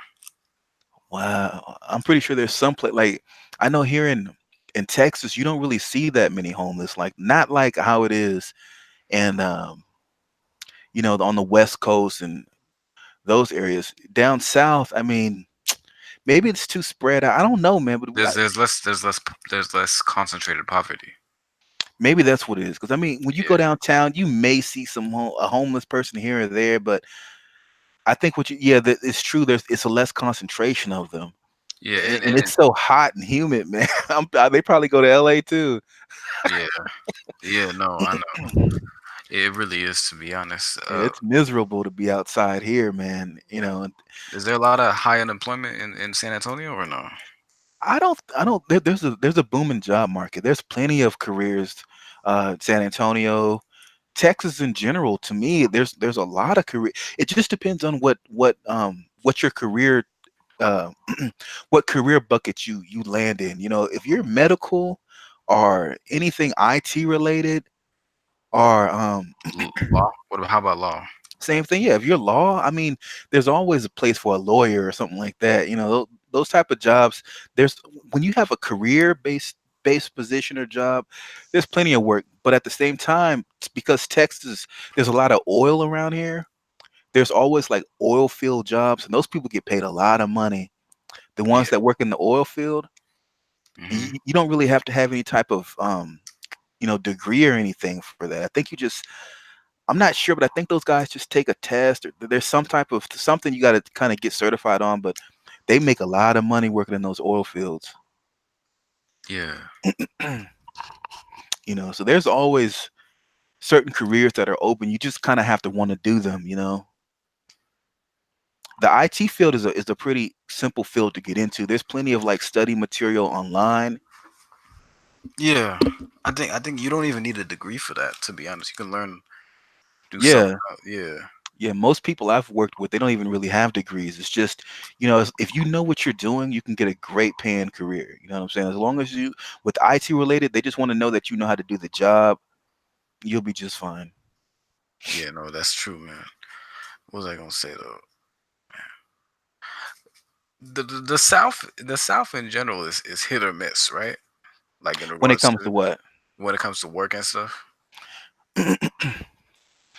To be honest, man, I probably wouldn't be a good person because through my perspective, there's always a career to slot. Like there's in the IT field, man. My phone will be blowing up all the time, like about positions. Like they're calling all the time, and I'll even be employed, and they're constantly calling you. So I don't ever see that aspect when it comes to careers. Now, somebody else who's in some type of field that I'm not aware of, they may have a problem. But like I said, IT related or even medical related, man. San Antonio, because all the military bases are around here. Yeah. There's plenty of careers that you can jump into. There's somebody in your chat. I don't know if you're paying attention to the chat, but somebody saying good morning and Good morning, family. It's 6 a.m. here. Some IT companies will train you. Oh shit! I didn't even know that. yeah, man. Yeah, I'm in the West Coast. It's 3 a.m. I need to. Fuck, I didn't even realize that. You tired about to lay it down? Maybe in like few minutes. Not right now though. You get what I I mean? feel you, bro. But yeah, in the IT field, that's true. You can get a lot of training, man. If there's a lot of entry level positions where they're just trying to get somebody to fill a seat, and if you're willing to come in and pay attention and you're a quick learner, you'll be just fine. You know what I'm saying? Yeah, no, that's true, man. So Like if you're like because I wanted to move to like Memphis or like let me see where else. Like somewhere down south, like Oklahoma, like DC or something. Do you consider DC part of the South? Washington D.C. Yeah, No, that's no, that's not the South. it's Nah, not. well, it depends on what part of the United States you live in. For me, I stay in Texas, so that's not the South at all to me. I'm the South. There's Texas, Mississippi, Florida. Oh, Some what about Virginia, people say at Atlanta, Georgia. Kentucky? Yeah, I guess. It depends. You got to ask those guys. But I Yeah, know Texas and Mississippi and all that. Yeah, we're pretty as south as you can get for the most part. yeah, cause like some of my cousins, they're from like Delaware, Maryland, and DC, and they consider them part of the South. Everybody wants to be part of the South, man. But if your Yeah, temperatures aren't in the hundreds and you if you ain't dealing with 100 and something temperatures and all this crazy heat now, I don't know what I don't consider that the South, but yeah, hey, to each his own, man. it's pretty humid down. It's pretty humid in Maryland and Delaware. Super News says she never considered Texas the South. What did you consider it? That's weird. Texas is pretty south. It's pretty southern. I mean, what southwest? I mean, it's the bottom of the map for the most part. I mean, unless you're talking about Florida, but yeah, Texas is. And then I'm San Antonio, so I mean, dang, that's pretty south. It don't get too much more southern. I think anything below. I'm looking at the map right now. Anything below Missouri and Kansas and Colorado and all that. I'm pretty sure. I think that's the south. Yeah, no, I feel like Oklahoma. Yeah, I mean that's southern. It just depends on what part of the United States you're living in and the experiences. So yeah, man. But right now you said you're in Sacramento. Yeah, Sacktown, the capital of California. Oh, okay, okay. How is it there? How's the weather there? Oh fuck, dude, it's fucking hot as shit here. Is it? Yeah, it's fucking. I'm fucking sweating. It's fucking hot, man. I know it can't be worse than here, man. It's not as worse as the South, but I it's know it it's bad, can't be, bro. man. What's good is the fact. I mean, you guys don't have a lot of mosquitoes there, huh? No, but I've been seeing a lot of like bugs lately, just all over the street and stuff, man. It's bad, like See, I just don't care everywhere. about bugs in general. It's just the mosquitoes were driving me crazy, man. Anything that can suck your blood, like that kind of stuff makes me. I don't like the stuff like that, man. Yeah, like cockroach. Same with cockroach. There are a lot of cockroaches in San Antonio. I ain't never seen no cockroach. That's good, man. That's good. I guess it depends on where you stay, because I know that there's cockroaches here, but you know, if you keep your home clean and make sure that there's not a lot of trash around, you shouldn't see no cockroaches. Yeah, I know because some people say that they've been seeing like cockroaches in like just the streets and stuff. You know. If you stay out towards the country, if you stay out towards the country, or you stay like maybe in a real impoverished area, you may like if the area is just junky all the time, you may see cockroaches. But nah, I've never seen nothing like that. Yeah, yeah, no, yeah, Now no. I've seen a snake in the street before. I've seen snakes and stuff like that in the street. Never no cockroaches though.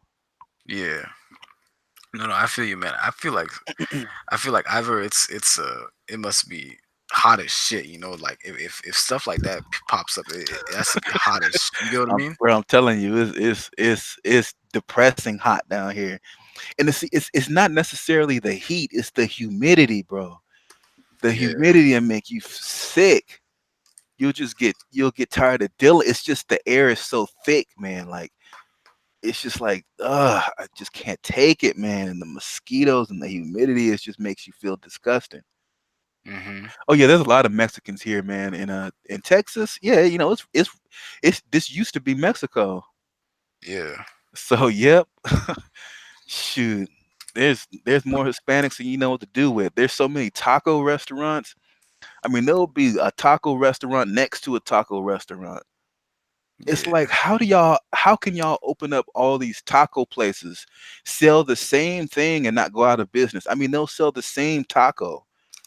How many It's different types of tacos can you eat? Cause but they'll be, everybody likes tacos. That's the thing. bruh, you don't need dang 40 of them on the same street. That don't make sense to me. It's like y'all must be embezzling money. There has They to be work. They something work going together. on here. They work together. Dang, all these dang taco shops, man. Taco, burrito. It's the same food, but Hmm. they'll all be packed, and that's how it's just. To me, it's upsetting, man, because I want other types of food, but it's just Mexican food. Mexican food. That's all you have. Do they have southern food too in Texas? I know they do. Like Southern food like Mexican food. I mean, they don't see. We don't have a strong black presence here. Like, we have our east side where there'll be some black folks, and maybe there's an old lady who opened a little shop, and she'll sell some greens. You know what I'm saying? They may yeah, be some, but it's not like Atlanta where it's just black. You'll find yeah, all types of, not in San Antonio. Now Houston, yeah, or Dallas or Beaumont. Yeah, yeah, you'll find that kind of stuff. no, I feel it, man. What was I gonna say? There's not even like a fried chicken place in San Antonio. Yeah, we got there's a lot of fried chicken places. You got KFC, Churches, freaking Popeyes, Bill Miller's. Yeah, Popeyes everywhere, man. Yeah, we got a But lot of fried chicken places. one thing I realized about Popeyes, man, is it's not a lot of black people that go to Popeyes like that. Not There's not a lot of black No. people, Native Americans. Do you know who I see mostly at Popeyes Who? ordering? Who? Guess the two demographics of people I see a lot White ordering. people and Mexican people, probably. Not even a lot of white people. I see a lot of Vietnamese people, Asian Really? Vietnamese. They did a lot. They love fried chicken, man. I don't ever see them there. Maybe it's just where you're at, but But no, like it's like damn, I see a lot, and then a lot of Hispanics too. A lot of primarily Mexicans. They really like Popeyes fried chicken. yeah, to me, it's always kind of odd to go buy fried. Like that's like me going and buying greens. Like buying somebody else's greens. It's like stuff that I can make at the house. I'm Hmm. kind of like, nah, I'm not gonna go. But I'd rather fry my own chicken or cook my own greens than go to like Yeah, a soul food. Like I don't go to soul food restaurants. You know what I'm saying? Because it's like something that you've grown up eating, and you already know how to cook the stuff. It's like, why would I want to go out and eat the same stuff I can eat at my house? yeah, and plus it's not even owned by the people that know how to cook it. You get what I mean? Yeah, depending on where you go. Popeyes isn't black owned, right? The Well, no, CEO's not. I don't even call Popeye soul food. Yeah, it's That's like just Taco Bell. It's kind of like Taco yeah, Bell. it's yeah. I'm talking about like going to an actual soul food Oh yeah, restaurant. no. So Like, soulful restaurants are hella nice, man. see, I don't ever go there because I feel like why? Like I can just fix it at my house. Like again, if you've grown up eating that stuff, why am I gonna go to a soul? My house is a soul food restaurant. You know what I'm saying? It's weird. Yeah, Like I just find it kind of odd. That's why with Mexicans when they go eat tacos, I'm like, why y'all can't you just fix a taco at your house? Like because I'm sure. they want to support each other. Yeah, maybe that's what it is. It's just it's amazing to think that they all think like let's go support each other. Like that's on their mind all the time. I would Yeah, just think like I'll just go make my own taco. Like yeah. what I'm saying? For Something example, that and you yeah. don't, and the way you support it, you don't have to get something from the main menu. This is what I do from time to time. Is I go sometimes to like a soul food restaurant or an Ethiopian restaurant, and let's say I Wow. go once a week, right? I, Hmm. I don't I don't order like something big. I just order like, oh, can I get like maybe just a water? Like I'll pay for it. Like especially in this hot, like I'll be like, okay, I'll pay for the water. Like can I get like a little drink or something? You get what I mean? And then I'll just go on with my day. That's how you support small like that. You follow? And then Yeah, not prices will be cheaper when more people support like that. Just small things. You get what I mean? yeah, I can recognize that. What I will go eat though is a Jamaican place. Oh man, I love some Jamaican food. You know, me too, man. I love the Jamaican Man, patty, that's some man. good eating, boy. Jamaican food, Yeah, I love Jamaican. that's some good stuff. Man, they know what they're doing up in there, boy. Let's Yeah. see. But I've never had any African food. To be honest, it kind of freaks me out just because I'm not used to it. And when I look online, I look at like the different African cuisine online, and it's like To me, it's odd because I'm not used to how they present it. Like it just looks weird, man. Like you see those the flat bread, and then there's like all these different, I don't know, stuff I'm not used to eating. Yeah, I don't no, know no, if you. yeah, no, no, I feel you, man. No, no, like I think I'm used to it because like my parents Oh put me yeah, on. Yeah, my parents put me onto that. Like that's how they grew up. They eat that. Their grandparents ate that. Their great grandparents ate that. So I think it's just kind of like natural for that's me. what it is. Yeah, you're so used to eating it. Yeah, Like what is it like the Ethiopian food, right? Like I've injera. Yeah, injera. yeah, man, it looks so strange to me, but I'll try it because I've tried like what's that? Arabian food or what are those? It's like Falafel. well, I've tried Indian food, like from India, but some of the, like I said, some of the African things, it's just like the ingredients are a little off-putting to me. But I'm gonna try it one day. I'm Yeah. gonna try it. There was this one African lady who used to come over and watch my grandmother when we were in Atlanta when I stayed there for a little while, and she used to fix the oddest things, man, and it used to really throw me off. Like she would fix eel, like she would bring eel from her house to our house, and I'd be like, she put it in a microwave and it would just stink up the house. It used to kind of make me upset. Like I was like, dang man, she would just eat strange things, and I was like, yo, well, if you're not grown up used to eating things like eel and certain ingredients can kind of throw you off, like the smell of it. Mhm. Like, have you ever eaten eel before? Eel? Yeah. No, I don't think I have, man. I hope I didn't. I've ate a lot of things to be honest. Yeah, I hear you. But yeah, it Yeah. kind of just throws you off, man. Like it's just strange if you haven't grown up eating certain things. Yeah, no, I feel it. Yeah, like for me, like even fast food, bro. Like I didn't grow up eating that much fast food when I was a kid. So like when I eat fast food now, I Hmm. get real sick, man. Yeah, Like I had to eat it a lot, like going to like sack state at times. But I'm like, fuck, I gotta start cooking my own shit at times. But I even hear, then, man, like that stuff yeah, is so unhealthy, man. yeah, like man, like I don't know what it is. I still I don't know if like I can't like sometimes like it's very hard for me like to eat. Like I'm still getting used to eating like cheese on my burgers and stuff. You know, I would always get sick like as a kid. Really? Yeah, like now I'm just now stopping getting sick from eating cheese, like from I eating love cheese. cheese, man. Yeah, There's somebody in the chat. You ever heard of something called fish and raw dough? fish and raw dough, Yeah, it bruh. says somebody said I've mistakenly ordered some fish and raw dough one time. What Hold on. the hell? See, stuff like that, like that ain't gonna work with me, man. Yeah, no, no, no, Fish man. and raw dough. Like I don't even like fish. Like I can't eat fish at all. Yeah, fish is nice. I like fish. I like shrimp. I like shrimp. Nah, I don't eat that. But Yeah, fish, like I said, fish in general, like it's something about the texture, like the yeah, texture of it. I don't know, man. But fish, I never. It's just I can't eat. I like beef and chicken and lamb and stuff like that. But yeah. Me too. yeah, fish just kind of throws me off. Yeah. What was I gonna say though about the food and stuff? But yeah, like you see fish. But some people, is it true that the shrimp are the cockroach of the sea? Some people were saying that. Well, there's all types of breakdowns on shrimp.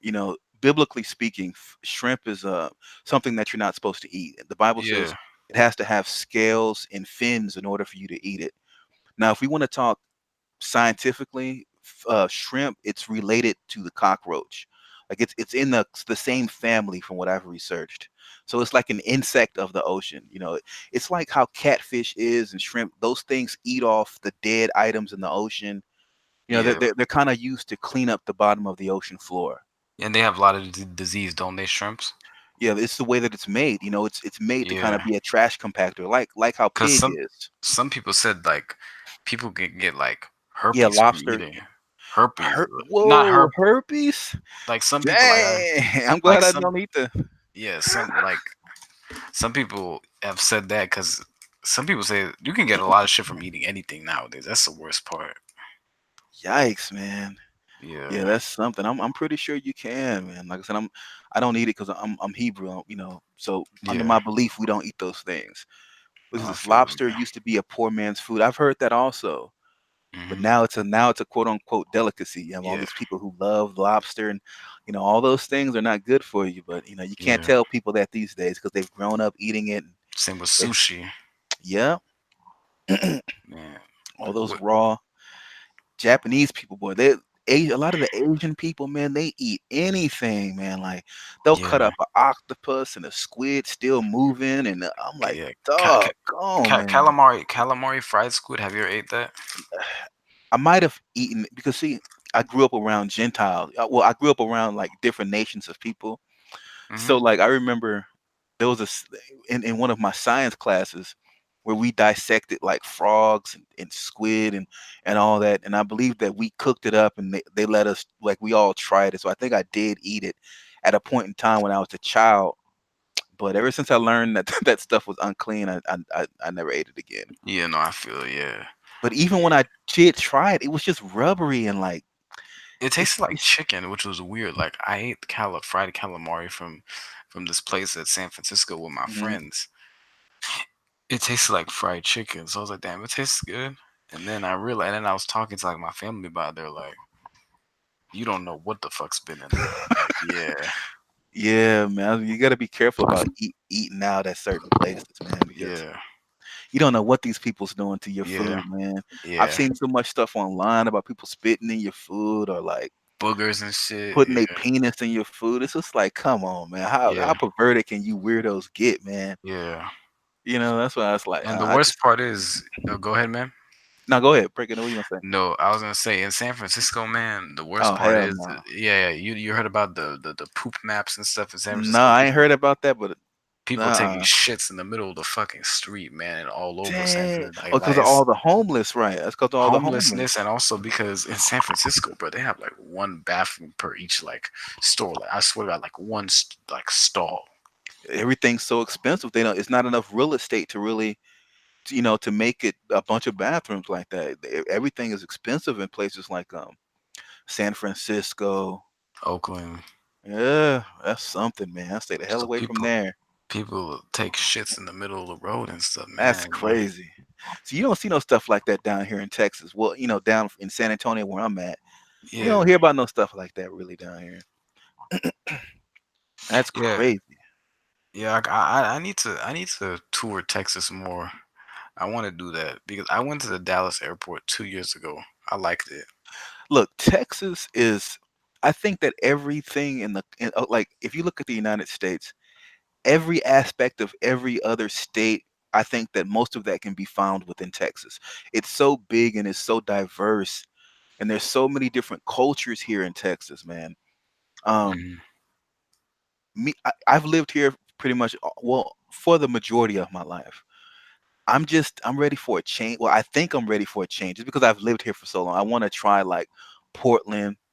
I was thinking about Seattle, but because of all the homeless issues that they're having going. Portland is home. A lot of homeless people in Portland too, man.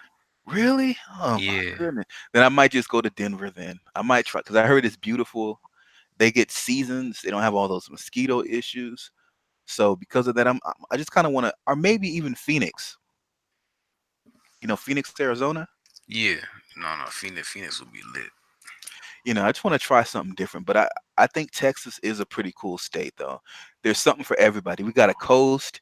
You can go down to Corpus Christi or Padre areas. We have a lot of beaches down here. Got a lot of stuff to do. So I think Texas is pretty cool. Oh yeah, I would never come to New York. Mm-mm. No, I'm reading the chat. New Yeah. York ain't got nothing for me, man. Nothing at all. I can't deal with a situation where it's like all these buildings closing you in and there's not really any green spaces. It's weird, man. So many people walking around on this. It's I think that if you haven't grown up around that stuff, it can be a little weird. No, it can, man. It really can. Yeah. What's to say? Why don't they have enough homeless shelters? Because they want to exacerbate the homelessness rate. You think It's that's what it is? fuck yeah, yeah, dude. Are you kidding me? They can solve all the fucking problems in the country if they wanted to. The U.S. government, they choose not to. Yeah, I'm pretty sure. I mean, they have the funds for it. They just use it to stuff each other's pockets. Hmm. And again, it's because it's so expensive. If LA and places like LA, Sacramento, and those places weren't so expensive, a lot of those people they lost their homes rather because of they lost a job or who knows, but it's just so expensive, man. I was looking Yeah. at the real estate costs and I was like, man, for like okay, a $500,000 home in LA compared to a $500,000 home in Texas, man, it's not even comparable. Compare what you would get in Texas compared to what you would get in LA. It's like, why would people want to live there, man? Yeah. No, You I know, feel you, man. $500,000 in LA, you still gonna be in the hood or around the hood. Yeah, yeah. No, it's expensive, man. Like I would, Yeah. yeah. Are there a lot of black people from LA moving to San Antonio? Not that I'm aware of. I think most Really? people well, not to San Antonio.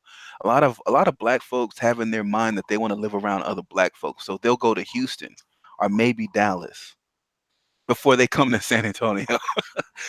San Antonio is predominantly Hispanic and white people. It's a Okay. beautiful city. They got the Riverwalk, we got the Alamo. It's a beautiful city here, but it's not. You won't find a strong black presence here. Nah, Okay. Are there a lot of Hispanics from LA moving to? no. Most Hispanics that are here are from Mexico, are from another Texas, city or something like that. Like they're from the coast or. I think most Hispanics from LA, either stay in LA or they go north. Like they'll go to Portland or something like that, or they'll go back to Mexico or Phoenix. I don't see a lot of those in Texas, but honestly, I wouldn't know unless I spoke with them. I don't speak with a lot of them, but most of them, like I said, they're from Mexico. Yeah, no, I feel it. Wait, I thought most of them were Tex-Mex or whatever. What, the Mexicans? Yeah, they're like Texas born, most of them. Well, yeah, but when you ask them about their parents and stuff like that, they're from Mexico. Like they may be like one generation removed. You know what I'm saying? Like they were the first of their family that were born in the United States. No, I feel you. I thought they were like Chicanos or whatever. I thought they were like 10 generations removed. Cause some of them, like I Hell heard, no. Now look, there's because Texas used to be Mexico. Yeah, there's some of them that they've been here for the longest because it used to be called Mexico, and they, the government decided to change it to Texas. But they've lived here because at a point in time this was called Mexico. This Texas was a part of Mexico. So was California. hmm, There was a part of California that was Mexico. yeah, yeah, yeah, it was too, man. Yeah, so a lot of those people they didn't just all pick up and move. They stayed. But Yeah, again, a lot of them are like they're a generation removed.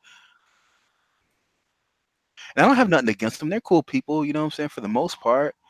They're just like they got their little customs and culture, and they got the things that they eat and do, and they got the way that they party, and it's just it can be interesting because you grow up around them, so they end up inviting you to their house. And they drink Corona, and they have like sweet. What are those? There's like something for their daughters. It's not a sweet 16, a quinceañera. yeah, Like yeah, they have all these celebrations all the time. You know what I'm saying? hmm, It's cool. yeah. Do you consider them Hebrew Israelites too, Mexicans? No, no, they're not. No, that's a different people, man. A lot of Hispanics or what you call Mexicans are not Hebrew Israelite. Now you got a lot of brothers who well we call them camps. In those camps, man, they'll say that this person is from this tribe and this person is from this tribe, and that when you read the Bible, you don't read that. What ended up happening was one of their elders said that he had a dream, and in his dream, the Most High revealed to him that all these different people were from these quote unquote tribes. You know, it's just a bunch of nonsense, man. That's not biblically sound. That's just they're trying. They basically what they tried to do was build their numbers up, so they started to say that all these people are Israelites or all these people, but that's not biblical. Okay, yeah, no, no, I agree, man. Because some people were saying that Mexicans were and Salvadorians were No. Israelites too, and Now like, there's some black now in Mexico. You will find there are some black people there because during the transatlantic slave trade, they took a lot of our people to Mexico as well. So yeah, now those people, yeah, those are Israelites. The they're the black people that are in Mexico, they get mistreated, they get dogged out the same way that we do here in the United States. But see, they try to hide those, like they don't like having those people on the news or anything. But yeah, there's black people in Mexico who get dogged out the same way that we do. exactly. Now Um, those are Israel. yeah, Yeah, you see what Martin just said? He hit it. Yeah, I have forgot that elder's name, but yeah, there was an elder who had made that up, and now they all believe it. Elder Arias, one of those guys, they came up with that 12 tribes chart. That's not biblical. let me see real quick. Yeah. Um, wait, so with the Hebrew Israelites, do you consider Hebrew Israelites African?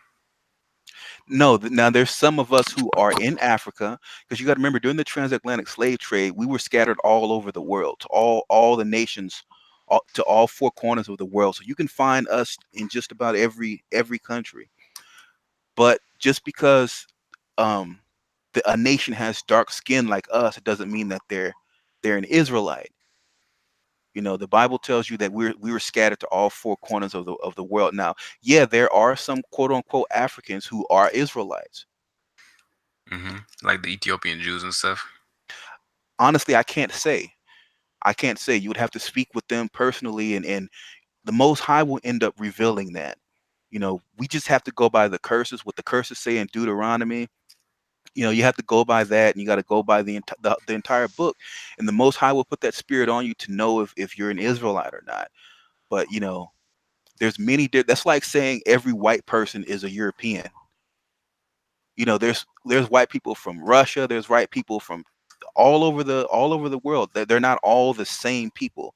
There's many tribes of people on this planet. You know what I'm hmm saying? So Yeah. yeah, the Most High will end up revealing who are the true children of Israel. You know what I'm saying?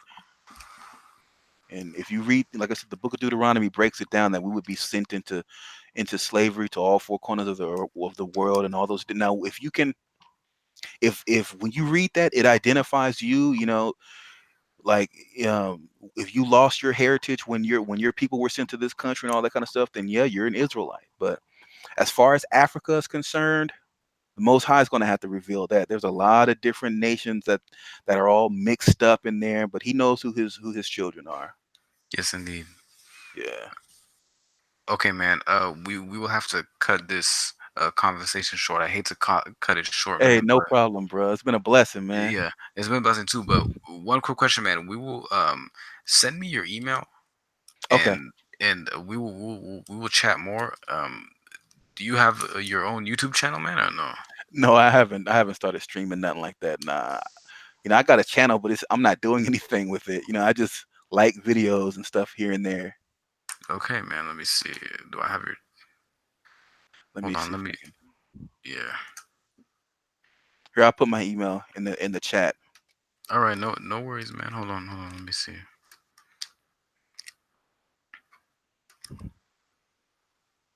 Okay. Oh,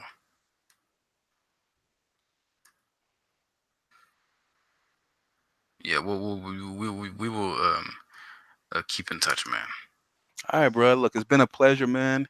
I know organics out of here, but it was cool kicking it with you guys. Yeah. No, it was cool, man. Keep you need to do your more YouTube videos, man. Okay, look, organics in the chat. Oh Oh yeah, man. we'll do, man. We'll do. Hopefully, one of these days I'll start making videos, but we'll see, man. We'll see. hmm All right, man. Hey, look, you have a good night, man, and I'll catch you brothers later. Okay. All right. See you, man. Have a good See you one. later. Bye. You too. Bye. All right, family. So that concludes my live stream for tonight. I'm gonna get some rest because I need some rest for the day. And yeah, all y'all have a blessed day. And whoever wants to join, just email me and we will chat. I will send me.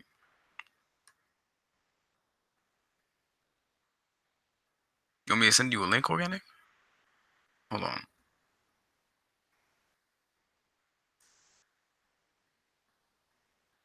Okay, so I'll send you my email real quick, and whoever wants to chat with me or come on my live stream, go right ahead.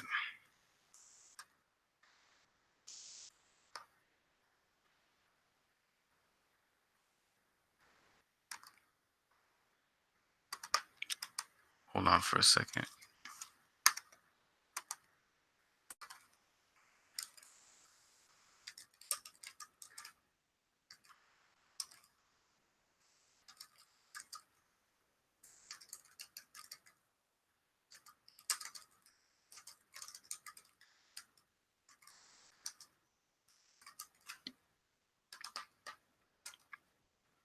What was I going to say?